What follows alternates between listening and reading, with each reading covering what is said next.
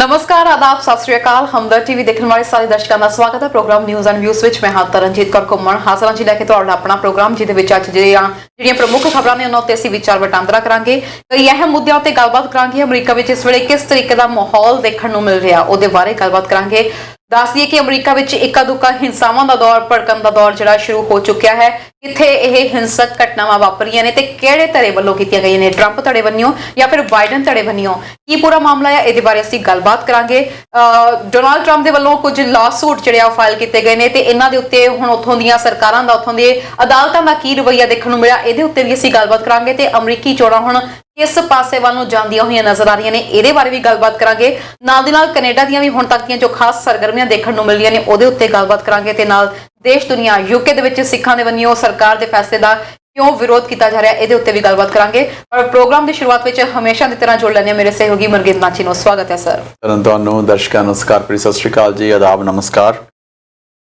दिन ब दिन बढ़ती गई इस हुस्न की रानाइयाँ, दिन ब दिन बढ़ती गई इस हुस्न की रानाइयाँ, पहले गुल फिर गुल बदन फिर गुल बदामा हो गए। आप तो नज़दीक से नज़दीक तर आते गए, आप तो नज़दीक से नज़दीक तर आते गए। पहले दिल फिर दिलरुबा फिर दिल के मेहमान हो गए। प्यार जब हद से बड़ा सारे तकल्लुफ़ मिट गए, प्यार जब हद से बड़ा सारे तकल्लुफ़ मिट गए। आपसे फिर तुम हुए फिर तू का उनवा हो गए। रफ्ता रफ्ता वो मेरी हस्ती का सामा हो गए। पहले जा फिर जाने जाना हो गए। क्या बात है सर, एक किधर लिए ट्रंप साहब किधर लिए यूएस लिए बोल रहे हैं या किधर लिए बोल रहे हैं? ਇਹ ਜੀ ਬਸ ਆ ਗਈਆਂ ਤੇ ਮੈਂ ਕਹਾ ਇਹ मेहदी हसन साहब ने गज़ल गाई है जी, बहुत खूबसूरत गज़ल है और मेरा ख्याल है गाई भी हो उन्होंने तकरीबन 40 साल पहला, 40-45 साल पहला ਦੀ ਗਾਈ ਹੈ।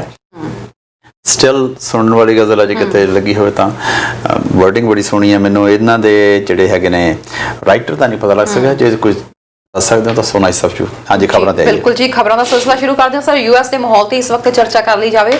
ਇਲੈਕਸ਼ਨਸ ਤੋਂ ਪਹਿਲਾਂ ਜਿਵੇਂ ਕਿ ਅਸੀਂ ਸਾਰੇ ਜਾਣਦੇ ਸੀ ਕਿ ਯੂਐਸ ਦੇ ਵਿੱਚ ਜਿਸ ਤਰੀਕੇ ਦੇ ਨਾਲ ਅਸਲਾ ਖਰੀਦਿਆ ਗਿਆ ਜਾਂ ਫਿਰ ਗਨਜ਼ ਖਰੀਦੀਆਂ ਗਈਆਂ ਉਹ ਆਪਣੇ ਆਪ ਦੇ ਵਿੱਚ ਇੱਕ ਰਿਕਾਰਡ ਸੀ। ਸ਼ਾਇਦ ਸਰ ਆਉਣ ਵਾਲੇ ਸਮੇਂ ਦੇ ਵਿੱਚ ਜੋ ਹਾਲਾਤ ਹੋਣੇ ਨੇ ਉਹਨੂੰ ਅਮਰੀਕੀ ਭਾਂਪਣਾ ਸ਼ੁਰੂ ਕਰ ਦਿੱਤਾ ਸੀ ਅਮਰੀਕੀਆਂ ਨੇ। ਸ਼ਾਇਦ ਇਸ ਲਈ ਅਸਲਾ ਇਕੱਠਾ ਕੀਤਾ ਜਾ ਰਿਹਾ ਸੀ। ਦੇਖਣ ਨੂੰ ਮਿਲ ਰਿਹਾ ਹੁਣ ਇਸ ਵਕਤ ਹਿੰਸਕ ਝੜਪਾਂ ਹੋਣੀਆਂ ਸ਼ੁਰੂ ਹੋ ਚੁੱਕੀਆਂ ਨੇ।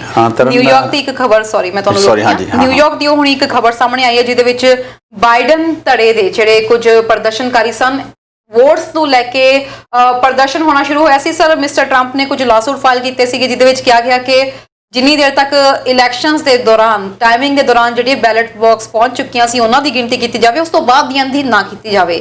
ਬਾਈਡਨ ਧੜੇ ਵੱਲੋਂ ਨਿਊਯਾਰਕ ਦੇ ਵਿੱਚ ਇੱਕ ਪ੍ਰਦਰਸ਼ਨ ਕੀਤਾ ਗਿਆ ਜਿਸ ਦੌਰਾਨ ਇਹ ਕਿਹਾ ਗਿਆ ਕਿ ਬਾਈਡਨ ਸਾਹਿਬ ਜਿੱਤ ਚੁੱਕੇ ਨੇ ਤੇ ਉਹਨਾਂ ਨੂੰ ਜੇਤੂ ਕਰਾਰ ਦੇ ਦਿੱਤਾ ਜਾਵੇ ਤੇ ਇਹਦੇ ਨਾਲ ਹੀ ਉਹਨਾਂ ਨੇ ਕਿਹਾ ਕਿ ਜਿਹੜੀਆਂ ਉਸ ਤੋਂ ਬਾਅਦ ਵੀ ਟਾਈਮਿੰਗ ਤੋਂ ਬਾਅਦ ਵੀ ਜਿਹੜੀਆਂ ਵੋਟਸ ਪਹੁੰਚੀਆਂ ਨੇ ਉਹਨਾਂ ਦੀ ਵੀ ਕਾਊਂਟਿੰਗ ਹੋਣੀ ਚਾਹੀਦੀ ਆ। शुरुआत हुई प्रदर्शन की, बहुत ही इत्मीनान ਨਾਲ ਸਭ ਨੇ ਪ੍ਰਦਰਸ਼ਨ ਕੀਤਾ, ਬਿਲਕੁਲ ਕੋਈ ਵੀ ਹਿੰਸਾ ਨਹੀਂ ਕੀਤੀ ਗਈ। ਪਰ ਦੇਖਦੇ ਉੱਥੇ ਜਿਹੜੀ ਹਿੰਸਾ ਦਾ ਦੌਰ ਵੱਧ ਗਿਆ। ਲੋਕਾਂ ਨੇ ਉੱਥੇ ਸੜਕਾਂ ਉੱਤੇ ਅੱਗਾਂ ਲਾਉਣੀਆਂ ਸ਼ੁਰੂ ਕਰਤੀਆਂ ਤੇ ਨਾਲ ਹੀ ਇੱਕ ਭਾਰਤੀ ਮੂਲ ਦੀ ਲੜਕੀ ਦੇ ਵੱਲੋਂ ਉੱਥੇ ਪੁਲਿਸ ਅਫਸਰ ਨਾਲ ਵੀ ਬਦਤਮੀਜ਼ੀ ਕੀਤੀ ਗਈ। ਪਹਿਲਾਂ ਬਦਤਮੀਜ਼ੀ ਦੀ ਗੱਲ ਕਰ ਲੈਣੇ ਆ ਜੀ। This is wrong. ਕੁਝ ਵੀ ਹੈਗਾ ਤੁਹਾਨੂੰ ਕਿਸੇ ਨੇ ਕੋਈ ਹੱਕ ਨਹੀਂ ਦਿੱਤਾ ਹੈ। ਪੁਲਿਸ ਅਫਸਰ ਤੇ ਥੁੱਕਿਆ ਜੀ ਉਹਨੇ ਐਂਡ ਉਹਦੇ ਚ ਉਹਨੂੰ ਚਾਰਜ ਕਰ ਲਿਆ ਗਿਆ। ਜਿਹੜੀ ਹਿੰਸਾ ਦੀ ਘਟਨਾਵਾਂ ਨੇ ਇੰਨੇ ਵੱਡੇ ਕੰਟਰੀ ਦੇ ਵਿੱਚ ਤਰਨ ਜਦੋਂ ਇੰਨੀ ਟੈਨਸ਼ਨ ਹੋਏਗੀ, ਅਜਿਹੀਆਂ ਘਟਨਾਵਾਂ ਹੋਣਗੀਆਂ, ਇੱਕ ਧਿਰ ਬਾਹਰ ਆਏਗੀ ਜਿਹਨੂੰ ਗੱਲ ਪਸੰਦ ਨਹੀਂ ਹੈਗੀ ਹੈ ਤੇ ਦੂਜੀ ਧਿਰ ਵੀ ਫਿਰ ਬਰਾਬਰ ਆਏਗੀ ਕਿ ਉਹ ਰੌਲਾ ਕਿਉਂ ਪੈ ਰਿਹਾ। ਵੈਸੇ ਜੇ ਸੋਚਿਆ ਜਾਵੇ ਨਿਊਯਾਰਕ ਦੇ ਵਿੱਚ, New York is totally dominated by Democrats. ਉੱਥੇ ਡੈਮੋਕ੍ਰੈਟਸ ਨੂੰ ਰੌਲਾ ਪਾਉਣ ਦੀ ਕੋਈ ਲੋੜ ਹੈ ਨਹੀਂ, ਉਹ already that's already in the bag of Democrats. ਉੱਥੇ ਮੈਨੂੰ ਇਹ ਸਮਝ ਨਹੀਂ ਆਉਂਦੀ ਕੋਈ ਰੌਲਾ ਪਾਉਣ ਦੀ ਕੀ ਐਡੀ ਜ਼ਰੂਰਤ ਪੈ ਗਈ ਸੀ ਕਿ ਜੇ ਟਰੰਪ ਸਾਈਡ ਆਏਗੀ, ਜੇ ਉੱਥੇ ਡੈਮੋਨਸਟ੍ਰੇਸ਼ਨ ਕੋ ਕਰ ਰਹੀ ਹੈ, ਠੀਕ ਹੈ ਕਰ ਰਹੀ ਹੈ, ਪਰ what do you gain by the demonstration? ਕੁਛ ਨਹੀਂ।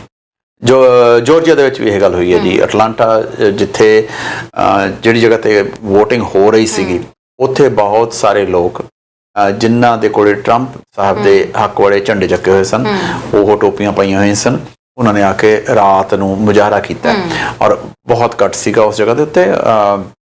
ਪਰ ਜਿੰਨਾ ਹੁਣ ਸਵੇਰ ਤੱਕ ਪਤਾ ਲੱਗਿਆ ਸੀਗਾ ਹੁਣ ਤੱਕ ਵੀ ਉੱਥੇ ਕੋਈ ਅਣਸਖਾਵੀ ਘਟਨਾ ਨਹੀਂ ਵਾਪਰੀ ਕਿਉਂਕਿ ਦੂਸਰੀ ਧਿਰ ਦੇ ਲੋਕ ਵੀ ਆ ਗਏ ਸਨ। ਜਿਹੜੀ ਜਗ੍ਹਾ ਤੇ ਇੱਕ ਡਰ ਜ਼ਰੂਰ ਹੋ ਜਾਂਦਾ ਕਿ ਜਿੱਥੇ ਕਾਊਂਟਿੰਗ ਹੋ ਰਹੀ ਹੈ ਉਸ ਥਾਂ ਦੇ ਉੱਤੇ ਕੋਈ ਹਮਲਾ ਨਾ ਕਰ ਦੇਵੇ। ਫਿਰ ਜਿਹੜੀ ਤੁਹਾਨੂੰ ਜੋ ਕੁਝ ਬਣੀ ਬਣਾਈ ਖੇਡ ਆ ਸਾਰੀ ਵਿਗੜ ਜਾਂਦੀ ਹੈ। ਇਹ ਨਹੀਂ ਪਤਾ ਦੁਬਾਰੇ ਕਾਊਂਟਿੰਗ ਹੋਏਗੀ, ਇਹ ਨਹੀਂ ਪਤਾ ਦੁਬਾਰੇ ਵੋਟਿੰਗ ਹੋਏਗੀ।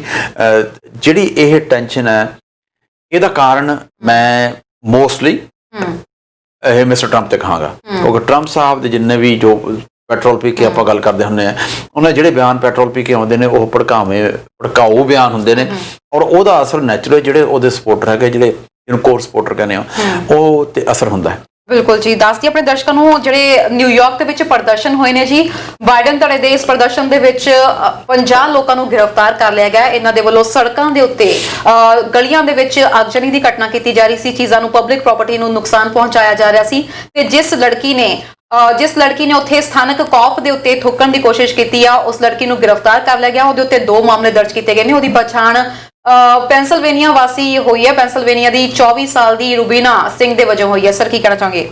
This is wrong turn. ਜੋ ਕੁਝ ਵੀ ਹੈ ਇਹ ਮੈਂ ਕਿਸੇ ਵੀ ਹਿੰਸਾ ਦੇ ਹੱਕ ਦੇ ਵਿੱਚ ਨਹੀਂ ਹਾਂ, ਇਹ ਹੋਣੀ ਵੀ ਨਹੀਂ ਚਾਹੀਦੀ, ਕਿਉਂਕਿ ਜਦ ਡੈਮੋਕ੍ਰੈਟਿਕਲੀ ਦੇਖੋ ਇਸ ਵੇਲੇ ਜੋ ਕੁਝ ਯੂਐਸ 'ਚ ਹੋ ਰਿਹਾ, this is what democracy is all about. Imagine ਕਰੋ ਕਿੰਨੇ 350 ਮਿਲੀਅਨ ਹੈਗਾ ਉੱਥੋਂ ਦੀ ਆਬਾਦੀ ਹੈ, ਉਹ 'ਚੋਂ ਬਹੁਤ ਵੱਡੀ ਪਰਸੈਂਟੇਜ ਨੇ ਕੋਈ ਬੱਚੇ ਵੀ, ਉਹ ਗਿਣਤੀ ਨਹੀਂ ਆਏਗੀ। ਐਡਲਟਸ ਨੇ ਬਹੁਤ ਵੱਡੀ ਗਿਣਤੀ ਦੇ ਵਿੱਚ ਵੋਟਾਂ ਪਾਈਆਂ ਨੇ। ਹੁਣ ਵੋਟਾਂ ਦੀ ਗਿਣਤੀ ਹੋ ਰਹੀ ਹੈ, ਔਰ ਇੱਕ ਕਮਰਾ ਬਹੁਤ ਵੱਡਾ ਕਮਰਾ, ਉਹਦੇ ਵਿੱਚ ਡੈਮੋਕ੍ਰੈਟਸ ਰਿਪਬਲਿਕਨਸ ਇਕੱਠੇ ਰਲ ਕੇ ਬੈਠੇ ਨੇ, ਸਾਰੇ ਗਿਣਤੀ ਕਰ ਰਹੇ ਆ, ਉਹ ਬੜੀ ਸ਼ਾਂਤੀ ਨਾਲ। This is what democracy is. ਉਹਦੇ ਟਿਕਾਣਾ ਗਿਣਤੀ ਹੋ ਰਹੀ ਹੈ, ਗਿਣਤੀ ਨੂੰ ਟਾਈਮ ਲੱਗ ਰਿਹਾ, ਲੱਗੇਗਾ। ਇੰਨੀ ਵੋਟ ਆਈ ਹੋਈ ਆ, ਕਿਸੇ ਨੇ ਵੈਸੇ ਜਦ ਇੱਕ ਵੋਟ ਆਈ ਹੈ ਲਿਫਾਫੇ ਦੇ ਵਿੱਚ ਜਿਹੜੀ ਆਈ ਆ, ਉਹਨੂੰ ਖੋਲ੍ਹਣ ਨੂੰ, ਦੁਬਾਰੇ ਗਿਣਤੀ ਕਰਨ ਨੂੰ it takes at least 45 seconds I guess. Imagine ਕਰੋ ਕਿੰਨੇ ਹਜ਼ਾਰਾਂ ਵੋਟ ਹੈਗੀ ਆ, ਉਹਨੂੰ ਕਿੰਨੇ ਟਾਈਮ ਤਾਂ ਲੱਗੇਗਾ, ਸਬਰ ਤਾਂ ਕਰਨਾ ਪਏਗਾ। ਜਿਹੜਾ ਟਰੰਪ ਸਾਹਿਬ ਨੇ ਗੱਲ ਕਹੀ ਵੀ ਮੇਰਾ ਤਾਂ ਉਦੋਂ ਰਾਤ ਨੂੰ ਹੋ ਗਿਆ ਵੀ ਮੇਲ ਇਨ ਵੈਲਟ ਸੀ, how is it possible? This is what is happening is according to the law. ਉਹਨਾਂ ਨੇ ਜਿਹੜਾ ਤੁਸੀਂ ਕੁਝ ਕਹਿਣ ਲੱਗੇ ਸਰ, ਇਹਦੇ ਵਿੱਚ ਜਿਵੇਂ ਤੁਸੀਂ ਗੱਲ ਆਖੀ ਹੈ, ਇਹਦੇ ਵਿੱਚ ਇਹ ਚੱਕਰ ਸੀਗਾ ਕਿ ਬੀਤੇ ਦਿਨੀ ਆਪਾਂ ਵੀ ਖਬਰ ਇਹ ਸਾਂਝੀ ਕੀਤੀ ਸੀ ਕਿ ਜਿਹੜੀਆਂ ਅਲੱਗ-ਅਲੱਗ ਸਟੇਟਸ ਤੋਂ, ਕੁਝ ਥਾਵਾਂ ਤੋਂ ਜਿਹੜੀਆਂ ਵੋਟਸ ਪਹੁੰਚਣੀਆਂ ਸੀਗੀਆਂ, ਉਹਨਾਂ ਵਿੱਚ ਦੇਰੀ ਹੋ ਰਹੀ ਸੀ। ਸੋ ਜਿਹੜਾ ਲਾਸਟ ਇਲੈਕਸ਼ਨ ਦਾ ਸਮਾਂ ਸੀ ਰਾਤ ਨੂੰ, ਜੇ ਆਪਾਂ ਸਪੋਜ਼ ਮੰਨ ਕੇ ਚੱਲੀਏ ਕਿ ਰਾਤ ਨੂੰ 8 ਵਜੇ ਤੱਕ ਦਾ ਸਮਾਂ ਸੀ, ਵੀ ਉਹਨਾਂ ਦੇ ਕਹਿਣ ਦਾ ਮਤਲਬ ਜਿਹੜੀਆਂ 8 ਵਜੇ ਤੱਕ ਪਹੁੰਚ ਗਈਆਂ ਸਿਰਫ ਉਹਨਾਂ ਦੀ ਗਿਣਤੀ ਹੋਣੀ ਚਾਹੀਦੀ ਆ। ਦੇਰੀ ਦੇ ਕਰਕੇ ਜਿਹੜੀਆਂ 8 ਵਜੇ ਤੋਂ ਬਾਅਦ ਪਹੁੰਚੀਆਂ ਨੇ ਉਹਨਾਂ ਦੀ ਗਿਣਤੀ ਨਹੀਂ ਹੋਣੀ ਚਾਹੀਦੀ। During the race you cannot change the laws, you cannot change the rules. Rules been set before the election. ਉਹ ਜਿਹੜੇ ਰੂਲ ਸੈੱਟ ਹੋਏ ਸੀ, ਉਹਨਾਂ ਰੂਲਸ ਨੂੰ ਆਲਰੇਡੀ ਟਰੰਪ ਸਾਈਡ ਨੇ ਚੈਲੰਜ ਕੀਤਾ ਹੈ। ਉਹ ਚੈਲੰਜ ਦੇ ਵਿੱਚ ਟਰੰਪ ਸਾਈਡ ਹਰੀ ਹੋਈ ਹੈ, ਔਰ ਜਿਹੜੇ ਉਹ ਗਿਣਤੀ ਹੋ ਰਹੀ ਹੈ ਵੋਟਾਂ ਦੀ, ਉਹ ਗਿਣਤੀ ਉਹਨਾਂ ਦੀ ਵੀ ਹੋ ਰਹੀ ਹੈ ਜਿਹੜੀ ਬਾਈ ਲਾਅ ਆਏ ਹੋਏ ਨੇ ਜੀ। ਇਹਦੇ ਬਾਰੇ ਗੱਲ ਕਰਾਂਗੇ ਜੀ, ਦਰਸ਼ਕ ਜੁੜ ਗਏ ਨੇ ਸਾਡੇ ਨਾਲ। ਹੈਲੋ, ਸਤਿ ਸ਼੍ਰੀ ਅਕਾਲ ਤਰਨ ਜੀ। ਸਤਿ ਸ਼੍ਰੀ ਅਕਾਲ ਸਵਾਗਤ ਹੈ ਪ੍ਰੋਗਰਾਮ 'ਚ ਜੀ। ਕੀ ਹਾਲ ਹੈ ਜੀ? ਸਭ ਠੀਕ ਹੋ ਜੀ? ਹਾਂ, ਬਹੁਤ ਵਧੀਆ। ਤੁਸੀਂ ਸੁਣਾਓ? ਬਸ ਜੀ, ਮੈਂ ਤਾਂ ਗੱਲ ਇਹ ਦੇਖ ਰਿਹਾ ਜੀ ਵੀ ਕੈਨੇਡਾ ਦੇ ਅੰਦਰ, ਸਰੀ ਦੇ ਅੰਦਰ, ਮੈਂ ਸਪੈਸ਼ਲੀ ਚੀਜ਼ ਦੇਖ ਰਿਹਾ ਹਾਂਜੀ ਵੀ ਪਿੱਛੇ ਜੇ BC ਦੇ ਇਲੈਕਸ਼ਨ ਹੋਏ ਜੀ 24 ਤਰੀਕ ਨੂੰ, ਉਹਨਾਂ ਬਾਰੇ ਲੋਕਾਂ ਨੂੰ ਬਿਲਕੁਲ ਕੋਈ ਇੰਟਰਸਟ ਨਹੀਂ ਸੀ ਵੀ ਕੌਣ ਜਿੱਤ ਰਿਹਾ, ਕੌਣ ਹਾਰ ਰਿਹਾ, ਕੀ ਹੋ ਰਿਹਾ, ਕੁਛ ਨਹੀਂ ਸੀ ਜੀ। ਹਾਂ ਤੇ ਤਰਨ ਜੀ ਇਹ ਦੇਖ ਲਓ ਵੀ ਆ ਟਰੰਪ ਤੇ ਜੋ ਵਰਗਨ ਜੋ ਬਾਈਡਨ ਮੁਕਾਬਲਾ ਚੱਲ ਰਿਹਾ ਜੀ, ਇਹ ਵੱਡੇ ਟੈਲੀਵਿਜ਼ਨ ਲਾ ਕੇ ਉਹਦਾ ਰਿਲੇ ਟੈਲੀਕਾਸਟ ਹੋ ਰਿਹਾ ਤੇ ਲੋਕ ਪੂਰਾ ਇੰਟਰਸਟ ਲੈ ਰਹੇ ਵੀ ਇਹਨਾਂ ਚੋਂ ਕੌਣ ਜਿੱਤੂਗਾ। ਤੇ ਮਤਲਬ ਤੇ ਨਾਲ ਇਹ ਵੀ ਗੱਲ ਚੱਲ ਰਹੀ ਹੈ ਵੀ BC ਦੇ ਇਲੈਕਸ਼ਨ ਹੋਏ ਤੇ ਉਹ 'ਚ ਕੋਈ ਇੰਟਰਸਟ ਨਹੀਂ ਸੀ, ਵੀ ਹੁਣ ਅਮਰੀਕਾ ਦੇ ਇਲੈਕਸ਼ਨ ਹੋ ਰਿਹਾ ਉਹਦੇ 'ਚ ਇੰਨਾ ਇੰਟਰਸਟ ਕਿਉਂ ਹੈ? ਤਾਂ ਨਕਸ਼ਾ ਵੀ ਇੱਕ ਗੱਲ ਹੋਰ ਵੀ ਹੈ ਵੀ ਇਲੈਕਸ਼ਨਾਂ ਦਾ ਜਿਹੜਾ ਮੇਨ ਜੀ ਕਹਿੰਦੇ ਨੇ ਹੀਰੋ ਹੈ ਨਾ ਜੀ, ਉਹ ਟਰੰਪ ਹੈ। ਬਿਲਕੁਲ ਜੀ, ਕਿਉਂਕਿ ਟਰੰਪ ਨੇ ਪਹਿਲਾਂ, ਜਿਵੇਂ ਤੁਸੀਂ ਕਹਿੰਦੇ ਹੋ, ਟਰੰਪ ਨੇ ਪਹਿਲਾਂ ਇੰਨਾ ਇਲੈਕਸ਼ਨ ਗਰਮ ਕਰਤਾ ਆਪਣੀਆਂ ਗੱਲਾਂ ਨਾਲ, ਇੰਨਾ ਮਤਲਬ ਉਹਨੇ ਫਾਇਰ ਛੱਡ ਕੇ, ਕੋਵਿਡ ਹੋ ਗਿਆ, ਕੋਵਿਡ ਤੋਂ 2 ਦਿਨ ਬਾਅਦ ਬਾਹਰ ਆ ਗਿਆ, ਫਿਰ ਕਦੀ ਟਵੀਟ ਉਹਨਾਂ ਨੇ ਕਦੀ ਹਾਈਡ ਕਰਤਾ, ਕਦੀ ਕੁਛ ਹੋ ਗਿਆ, ਕਦੀ ਕੁਛ ਹੋ ਗਿਆ। ਮਤਲਬ ਲੋਕਾਂ ਦਾ ਨਾ ਬਹੁਤ ਜ਼ਿਆਦਾ ਐਕਸਾਈਟਮੈਂਟ ਹੋਈ ਪਈ ਹੈ ਜੀ, ਬਹੁਤ ਜ਼ਿਆਦਾ। ਹਾਂਜੀ ਬਿਲਕੁਲ ਜੀ। ਤੇ ਇੱਕ ਗੱਲ ਮੈਂ ਹੋਰ ਕਹਿਣਾ ਚਾਹੁੰਦਾ ਜੀ, ਤੇ ਇੱਕ ਹੁਣ ਬਿਹਾਰ 'ਚ ਇਲੈਕਸ਼ਨ ਹੋਏ ਨੇ ਜੀ ਉੱਥੇ, ਜੀ ਆ ਇੰਡੀਆ 'ਚ ਜੀ। ਹਾਂਜੀ, ਤੇ ਇਹ ਬਹੁਤ ਪੰਜਾਬੀ ਭਾਈਚਾਰਾ ਤੇ ਇੰਡੀਆ ਭਾਈਚਾਰਾ ਇਹ ਗੱਲ ਕਰ ਰਿਹਾ ਵੀ ਬਿਹਾਰ ਦੇ ਇਲੈਕਸ਼ਨ ਤਾਂ ਹੋ ਗਏ ਸ਼ਾਂਤੀ ਨਾਲ, ਤੇ ਅਮਰੀਕਾ ਦੇ ਇਲੈਕਸ਼ਨਾਂ ਤੋਂ ਬਾਅਦ ਦੇ ਵਿੱਚ ਬੜੇ ਸਟੋਰਾਂ ਨੇ ਆਪਣੇ ਸਟੋਰ ਬੰਦ ਕਰਤੇ, ਤੇ ਉਹ ਤੋਂ ਬਾਅਦ ਅੱਗੇ ਵੱਡੇ ਉਹ ਫੱਟੇ ਲਾਤੇ ਵੀ ਕਿਤੇ ਕੋਈ ਦੰਗੇ ਨਾ ਭੜਕ ਜਾ। ਕਹਿੰਦੇ ਪਤਾ ਨਹੀਂ ਇਹ ਦੁਨੀਆ ਕਿੱਧਰ ਨੂੰ ਜਾ ਰਹੀ ਹੈ। ਸਹੀ ਗੱਲ ਹੈ ਜੀ। ਥੈਂਕ ਯੂ ਜੀ, ਸੋ ਨਾਈਸ ਆਫ ਯੂ। ਸ਼ੁਕਰੀਆ ਜੀ। ਟੀਵੀ ਸਕਰੀਨ ਤੇ ਆਨਸਰ ਸੁਣ ਸਕਦੇ ਉਹ ਗੱਲ ਹੈ ਗੋਲ ਸਾਹਿਬ, ਜਿਹੜੀ ਇੰਟਰਸਟ ਹੈਗਾ ਨਾ, ਇੰਟਰਸਟ ਇਹ ਤੋਂ ਪਹਿਲੀਆਂ ਇਲੈਕਸ਼ਨ 'ਚ ਬਹੁਤ ਘੱਟ ਰਿਹਾ ਸਾਨੂੰ ਲੋਕਾਂ ਨੂੰ। ਅਸੀਂ ਠੀਕ ਆ, ਅਸੀਂ ਦੇਖਦੇ ਹਾਂ, ਪਰ ਇੱਥੇ ਤੱਕ ਇੰਟਰਸਟ ਨਹੀਂ ਜਿਹੜਾ ਹੁਣ ਤੱਕ ਆ। US ਤੋਂ ਬਾਹਰਲਿਆਂ ਨੂੰ ਜਿਹੜਾ ਇੰਟਰਸਟ ਹੈ, ਮੋਸਟਲੀ ਜਿਹੜੇ ਬਹੁਤੇ ਲੋਕ ਨੇ, ਜੇ ਆਪਾਂ US ਤੋਂ ਬਾਹਰ ਵਾਲਿਆਂ ਨੂੰ ਸੋਚੀਏ, ਉਹ ਦੇ want Trump to be remove from ਦਾ office. That's what my reading is. ਔਰ ਇਸੇ ਕਰਕੇ ਇੰਟਰਸਟ ਹੈ ਵੀ ਕੀ ਟਰੰਪ ਬਣਦਾ ਜਾਂ ਕੀ ਟਰੰਪ ਲੈਂਦਾ, ਇਸ ਕਰਕੇ ਬਹੁਤੀ ਹੋਈ ਹੈ। ਅਦਰਵਾਈਜ਼ ਉਦੋਂ ਪਹਿਲਾਂ ਵੀ ਇਲੈਕਸ਼ਨਸ ਹੁੰਦੀਆਂ ਨੇ, ਓਬਾਮਾ ਵੇਲੇ ਬਹੁਤ ਇੰਟਰਸਟ ਸੀਗਾ। ਇੱਕ ਨਵਾਂ ਕੈਂਡੀਡੇਟ ਹੈ ਜਿਹੜਾ ਕਿ ਬਲੈਕ ਕਮਿਊਨਿਟੀ ਨਾਲ ਸੰਬੰਧਿਤ ਹੈਗਾ, ਉਦੋਂ ਇੰਟਰਸਟ ਸੀਗਾ, ਤੇ ਹੁਣ ਇਸ ਕਰਕੇ ਇੰਟਰਸਟ ਹੈ ਜੀ। ਔਰ ਇਹ ਅਜੇ ਤੱਕ it's not over yet, please believe me, Ajay it's not over. ਜੇ ਕੋਈ 270 ਕਹਿ ਵੀ ਰਿਹਾ, ਨਹੀਂ ਜੀ, ਕਿਸੇ ਨੂੰ ਹਜੇ 270 ਤੇ ਪਹੁੰਚਿਆ ਨਹੀਂ ਹੈ। And it's not going to be tonight or maybe tomorrow, maybe day after. ਬਿਲਕੁਲ ਜੀ, ਮੇਰੇ ਖਿਆਲ ਚ ਉਹਨਾਂ ਨੇ ਆਪਣੇ ਬਿਆਨਾਂ ਦੇ ਨਾਲ, ਜਿਵੇਂ ਇਹਨਾਂ ਨੇ ਗੱਲ ਕੀਤੀ ਆ, ਪਹਿਲਾਂ ਹੀ ਇਲੈਕਸ਼ਨਸ ਨੂੰ ਇੰਨਾ ਜ਼ਿਆਦਾ ਗਰਮ ਕਰ ਦਿੱਤਾ ਸੀ ਕਿ ਇਹਨਾਂ ਨੇ BC ਦੀਆਂ ਇਲੈਕਸ਼ਨਸ ਨੂੰ ਥੋੜਾ ਓਵਰਲੈਪ ਕਰ ਲਿਆ। ਸਰ, ਗੱਲ ਕਰ ਰਹੇ ਸੀ ਇਸ ਵਕਤ US ਇਲੈਕਸ਼ਨਸ ਦੇ ਵਿੱਚ, ਜਿਵੇਂ ਗੱਲ ਕੀਤੀ ਹੈ ਕਿ ਹਿੰਸਾ ਭੜਕ ਰਹੀ ਹੈ, ਇੱਕ ਮੋਰੀ ਦਾ ਕੰਮ ਹੁੰਦਾ ਹੈ ਕਿ ਲੋਕਾਂ ਨੂੰ, ਆਪਣੇ ਗਰੁੱਪ ਦੇ ਲੋਕਾਂ ਨੂੰ ਸ਼ਾਂਤ ਕਰਨਾ ਕਿ ਇਲੈਕਸ਼ਨਸ ਦੀ ਹਜੇ ਵੇਟ ਕਰੋ, ਰਿਜ਼ਲਟ ਦੀ ਵੇਟ ਕਰੋ, ਉਸ ਤੋਂ ਬਾਅਦ ਨੈਕਸਟ ਸਟੈਪ ਬਾਰੇ ਸੋਚਿਆ ਜਾਊਗਾ। ਉਹ ਖੁਦ ਹੀ ਅਜੇ ਵੀ ਬਿਆਨਬਾਜ਼ੀ ਕਰ ਰਹੇ ਨੇ। ਜਿੱਥੇ ਉਹਨਾਂ ਨੇ ਲਾਸੂਟ ਫਾਈਲ ਕੀਤਾ, ਜੇਕਰ ਕਿਤੇ ਉਹਨਾਂ ਦਾ ਲਾਸੂਟ ਠੁਕਰਾ ਦਿੱਤਾ ਜਾਂਦਾ, ਉਹਨਾਂ ਦੀ ਅਪੀਲ ਨਹੀਂ ਮੰਨੀ ਜਾਂਦੀ ਹੈਗੀ, ਤਾਂ ਲੇਟੈਸਟ ਹੀ ਹੁਣੀ ਉਹਨਾਂ ਦਾ ਇੱਕ ਟਵੀਟ ਆ ਕੇ ਹਟਿਆ ਕਿ ਸਟਾਪ ਦਾ ਫਰਾਡ, ਵੀ ਧੋਖੇ ਨੂੰ ਬੰਦ ਕੀਤਾ ਜਾਵੇ। ਇਹਦਾ ਕੀ ਮਤਲਬ ਹੈ? ਤੁਸੀਂ ਤਾਂ ਇੱਕ ਤਰੀਕੇ ਨਾਲ, ਜੇ ਤੁਸੀਂ ਆਪਣੇ ਤੁਸੀਂ ਸਪੋਰਟਰਸ ਨੂੰ ਕੀ ਕਰ ਰਹੇ ਹੋ ਕਿ ਫਰਾਡ ਹੋ ਰਿਹਾ ਵਾ, ਉਹਨਾਂ ਨੂੰ ਹੋਰ ਜ਼ਿਆਦਾ ਤੁਸੀਂ ਉਹਨਾਂ ਨੂੰ ਉਕਸਾਉਣ ਦੀ ਕੋਸ਼ਿਸ਼ ਕਰ ਰਹੇ ਹੋ। This is very wrong. ਜੋ ਕੁਛ ਟਰੰਪ ਸਾਹਿਬ ਦਾ ਫਰਾਡ ਹੋਇਆ, ਕਿਵੇਂ ਹੋਇਆ? You are part of the system. ਉਸ ਕਰਕੇ ਪਿਛਲੀ ਵਾਰੀ ਤੁਸੀਂ ਪ੍ਰੈਜ਼ੀਡੈਂਟ ਬਣੇ ਹੋ, ਹੁਣ ਉਸੇ ਸਿਸਟਮ ਨੂੰ ਫਰਾਡ ਕਰਨ, ਹਾਊ ਇਜ਼ ਇਟ ਪੋਸੀਬਲ? ਨਾਲੇ ਉਹ ਵੀ ਉਸ ਟਾਈਮ ਜਦੋਂ ਤੁਸੀਂ ਖੁਦ ਸੱਤਾ ਦੇ ਵਿੱਚ ਸੀਗੇ, ਤੁਸੀਂ ਤੁਹਾਡੀ ਸੱਤਾ 'ਚ ਹੁੰਦਿਆਂ ਹੋਇਆਂ ਵੋਟਾਂ ਪਈਆਂ ਨੇ, ਤੇ ਤੁਸੀਂ ਕਹਿ ਰਹੇ ਹੋ ਫਰਾਡ ਹੋ ਰਿਹਾ। ਬਿਲਕੁਲ, ਇਹ ਇਸੇ ਕਾਰਨ ਹਿੰਸਾ ਦੇ ਚਾਂਸਸ ਹੈਗੇ ਆ ਵਧਣ ਦੇ, ਕਿਉਂਕਿ ਜਦੋਂ ਜਿਹੜਾ ਕੋਰ ਵੋਟਰ ਹੈਗਾ, ਉਹਨੂੰ ਲੱਗਦਾ ਸੱਚੀ ਸਾਡੇ ਨਾਲ ਧੋਖਾ ਹੋ ਰਿਹਾ, ਉਹ ਕੁਛ ਨਾ ਕੁਛ ਕਰੇਗਾ। ਐਂਡ ਉੱਥੇ ਹਥਿਆਰ ਅਲਾਉਡ ਹੈ, ਕਿਸੇ ਵੀ ਵੇਲੇ ਕੁਝ ਹੋ ਸਕਦਾ ਹੈਗਾ ਟਰੰਪ ਸਾਹਿਬ ਨੂੰ। ਇਸ ਗੱਲੋਂ ਮੈਂ ਉਹਨੂੰ ਕਹਿੰਦਾ ਬਾਈਡਨ ਸਾਹਿਬ ਰੱਬ ਨੇ। ਬਾਈਡਨ ਕੈਂਪੇਨ ਸਾਈਡ ਵੱਲੋਂ ਇਹ ਗੱਲ ਕੀਤੀ ਗਈ ਹੈ, ਵੇਟ ਜਦ ਤੱਕ ਰਿਜ਼ਲਟ ਨਹੀਂ ਆਉਂਦਾ, ਟਿਕਾ ਰੱਖੋ। ਵੈਸੇ ਉਦੋਂ ਮੋਰੋਂ ਵੀ ਟਿਕਾਈ ਚਾਹੀਦਾ। ਔਰ ਟਰੰਪ ਸਾਹਿਬ ਦਾ ਪਹਿਲਾਂ ਤਾਂ ਐਲਾਨ ਕਰਤਾ ਤੜਕੇ 2 ਵਜੇ ਵੀ ਮੈਂ ਜਿੱਤ ਗਿਆ। How is it possible? ਕਿਵੇਂ ਜਿੱਤ ਗਿਆ ਤੁਸੀਂ? ਤਾਂ ਗਿਣਤੀ ਹੋ ਰਹੀ ਹੈ, ਮੈਂ ਉਹ ਇਸ ਕਰਕੇ ਜਿੱਤ ਗਿਆ, ਕੋਈ ਰੂਲ ਚੇਂਜ ਹੋ ਗਿਆ, ਮੈਂ ਮੇਲ ਇਨ ਵੋਟਸ ਗਿਣਨੀ ਨੇ। How is it possible? ਹਲੇ ਇੱਕ ਮੈਂ ਪ੍ਰੋਵਿੰਸ, ਇੱਕ ਸਟੇਟ ਹੈਗੀ ਮੇਰੇ ਕੋਲ, ਸ਼ਾਇਦ ਪੈਂਸਿਲਵੇਨੀਆ, 10 ਤਰੀਕ ਤੱਕ ਜਿਹੜੀ ਉੱਥੇ ਵੋਟ ਆਏਗੀ ਉਹ ਗਿਣਤੀ ਹੋਏਗੀ। ਨਵਾਡਾ ਦੇ ਵਿੱਚ ਵੀ ਮੇਰੇ ਖਿਆਲ ਐਵੇਂ ਹੈਗਾ। ਉਹ ਵੋਟਾਂ ਕਰਨ ਮੈਂ ਵੋਟ ਪਾਈ ਹੈ, ਮੇਰੀ ਵੋਟ ਦੀ ਗਿਣਤੀ ਕਿਉਂ ਨਹੀਂ? ਮੈਂ ਜਿਹੜੀ ਵੋਟ ਪਾਈ ਹੈ, ਮੈਂ ਕਾਨੂੰਨ ਦੇ ਮੁਤਾਬਕ ਪਾਈ ਹੈ, ਜਾਂ ਤਾਂ ਮੈਨੂੰ ਕੋ ਤੂੰ ਵੋਟ ਨਹੀਂ ਪਾ ਸਕਦਾ। ਜਿਹੜੇ ਬੰਦੇ ਨੇ ਪਾਈ ਹੈ ਉਹਦੀ ਗਿਣਤੀ ਕਿਉਂ ਨਹੀਂ ਹੋ ਰਹੀ? ਔਰ ਸਿਸਟਮ ਸੇਸ ਗਿਣਤੀ ਹੋ ਰਹੀ ਹੈ। ਜਿਵੇਂ ਮੈਂ ਪਹਿਲਾਂ ਗੱਲ ਕੀਤੀ ਸੀ, ਰਿਪਬਲਿਕਨਸ ਡੈਮੋਕ੍ਰੈਟਿਕ ਸਾਰੇ ਇੱਕ ਜਗ੍ਹਾ ਤੇ ਰਲ ਕੇ ਵੋਟਾਂ ਦੀ ਗਿਣਤੀ ਕਰ ਰਹੀ ਹੈ। ਔਰ ਤਰਨ ਉਹਦੇ ਚ ਸਾਰੇ ਨਹੀਂ ਹੈ ਜਿਨ੍ਹਾਂ ਨੂੰ ਪੈਸੇ ਮਿਲਣੇ ਆ ਗਿਣਤੀ ਕਰਨ ਵਾਲਿਆਂ ਨੂੰ, ਬੜੇ ਜ਼ਿਆਦਾ ਵॉलंटियर ਕੰਮ ਕਰ ਰਹੇ ਨੇ। ਵॉलंटियर ਨੇ ਦੂਸਰੀਆਂ ਜੌਬਾਂ ਵੀ ਕਰ ਰਹੇ ਨੇ, ਉਹ ਨਾਲੇ ਗਿਣਤੀ ਕਰਦੇ ਆ, ਫਿਰ ਜੌਬ ਕਰਕੇ ਆਉਂਦੇ, ਮੁੜ ਕੇ ਫਿਰ ਗਿਣਤੀ ਤੇ ਆਉਂਦੇ ਆ। ਇਮੈਜਿਨ ਲੋਕੀ ਕੀ ਕੁਛ ਕਰਨਾ ਚਾਹ ਰਹੇ, ਲੋਕੀ ਰਲ ਕੇ ਰਿਜ਼ਲਟ ਕਰਨਾ ਚਾਹੁੰਦੇ ਆ। ਔਰ ਟਰੰਪ ਸਾਹਿਬ ਆ ਇੱਕ ਪਾਸੇ ਨੂੰ ਘੜੀਸੀ ਤੁਰੇ ਜਾ ਰਹੇ ਨੇ, ਔਰ ਜਿੱਥੇ ਉਹਨਾਂ ਦੀਆਂ ਵੋਟਾਂ ਘਟਣ ਲੱਗ ਜਾਂਦੀਆਂ ਨੇ, ਉੱਥੇ ਕਹਿੰਦੇ ਆਹ ਰਾਤੋਂ ਰਾਤ ਮੇਰੀਆਂ ਵੋਟਾਂ ਪਤਾ ਨਹੀਂ ਕਿਵੇਂ ਘਟ ਗਈਆਂ। ਉਹ ਭਾਈ ਵੋਟਾਂ ਹੀ ਆਈਆਂ ਨੇ ਜਿਹੜੀ ਗਿਣਤੀ ਹੋ ਰਹੀ, ਜਿਹੜੀ ਤੈਨੂੰ ਪਹਿਲਾਂ ਪਈਆਂ ਸੀਗੀਆਂ, ਹੁਣ ਦੂਸਰੇ ਪਾਸੇ ਸ਼ੁਰੂ ਹੋ ਗਿਆ। ਕਿਉਂ? ਮੇਲ ਇਨ ਬੈਲਟ ਸਾਈਡ। ਜਦੋਂ and Trump knows very well ਕਿ ਪੈਂਸਿਲਵੇਨੀਆ, ਮਿਸ਼ੀਗਨ, ਵਿਸਕੌਨਸਨ, ਇਹਨਾਂ ਦੇ ਵਿੱਚ ਜਿਹੜੀਆਂ ਵੋਟਾਂ ਬਾਏ ਮੇਲ ਆਉਣੀਆਂ ਸੀਗੀਆਂ, ਉਹਨਾਂ ਦੀ ਗਿਣਤੀ ਬਾਅਦ ਸ਼ੁਰੂ ਹੋਣੀ ਸੀ। And this is passed by the law. He knows that. Naturally ਜਿਹੜੀ ਬਾਈਡਨ ਕੈਂਪੇਨ ਆ, ਉਹਨਾਂ ਨੇ ਇਨਕਰੇਜ ਕੀਤਾ ਲੋਕਾਂ ਨੂੰ ਕਿ ਮੇਲ ਨੂੰ ਪਾਓ ਬਿਕਾਜ਼ ਆਫ ਦਾ ਕੋਵਿਡ। ਹੁਣ ਉਹ ਗਿਣਤੀ ਹੋ ਰਹੀ ਹੈ, ਟਰੰਪ ਸਾਹਿਬ ਦੀ ਗਿਣਤੀ ਘਟ ਰਹੀ ਹੈ। ਟਰੰਪ ਸਾਹਿਬ ਹੁਣ ਇਸ ਕਰਕੇ ਚਿੜ ਰਹੇ ਨੇ, ਵਿਚ ਇਜ਼ ਨਾਟ ਰਾਈਟ। ਚਿੜ ਹੀ ਨਹੀਂ ਰਹੇ ਸਰ, ਨਾਲ ਦੀ ਨਾਲ ਲਾਸੂਟ ਵੀ ਫਾਈਲ ਕੀਤੇ ਜਾ ਰਹੇ ਨੇ। ਹੁਣ ਤੱਕ ਸੁਣਨ ਦੇ ਵਿੱਚ ਆਇਆ ਕਿ ਉਹਨਾਂ ਨੇ 3 ਥਾਵਾਂ ਦੇ ਉੱਤੇ ਲਾਸੂਟ ਫਾਈਲ ਕਰ ਦਿੱਤੇ ਗਏ ਨੇ, ਜਿਹਦੇ ਵਿੱਚ ਹੁਣ ਨਾਲ ਦੀ ਨਾਲ ਉਹਨਾਂ ਨੂੰ ਇਸ ਚੀਜ਼ ਦਾ ਰਿਸਪੌਂਸ ਵੀ ਦੇਖਣ ਨੂੰ ਮਿਲ ਰਿਹਾ। ਇੱਕ ਪਾਸੇ ਆਪਣੀ ਹਾਰ ਤੋਂ ਬੌਖਲਾ ਰਹੇ ਨੇ ਉਹ, ਦੂਜੇ ਪਾਸੇ ਬਾਈਡਨ ਧੜੇ ਦੀ ਗੱਲ ਕਰੀਏ, ਅਜੇ ਤੱਕ ਉਹ ਸ਼ਾਂਤ ਨਜ਼ਰ ਆ ਰਿਹਾ। ਕੋਈ ਵੀ ਅਜਿਹੀ ਸਟੇਟਮੈਂਟ ਨਹੀਂ ਦਿੱਤੀ ਜਿਹਦੇ ਕਰਕੇ ਉਹਨਾਂ ਦੇ ਸਮਰਥਕ ਉਹ ਹਿੰਸਾ ਭੜਕਾਉਣ। ਬਿਲਕੁਲ ਵੀ ਐਸੀ ਗੱਲ ਨਹੀਂ ਹੈ। ਜਿਹੜੇ ਇਹਨਾਂ ਤੋਂ ਜਿਹੜਾ ਇੱਕ ਕੇਸ ਹਾਰ ਗਏ ਨੇ ਮੇਰੇ ਖਿਆਲ, ਜਿਹਦੀ ਉਹਦਾ ਸ਼ਾਇਦ ਰਿਜ਼ਲਟ ਆ ਗਿਆ। ਉਹ ਕੇਸ ਪਤਾ ਕੀ ਸੀਗਾ? Trump side is fighting for 53 votes, 53, not 53,000.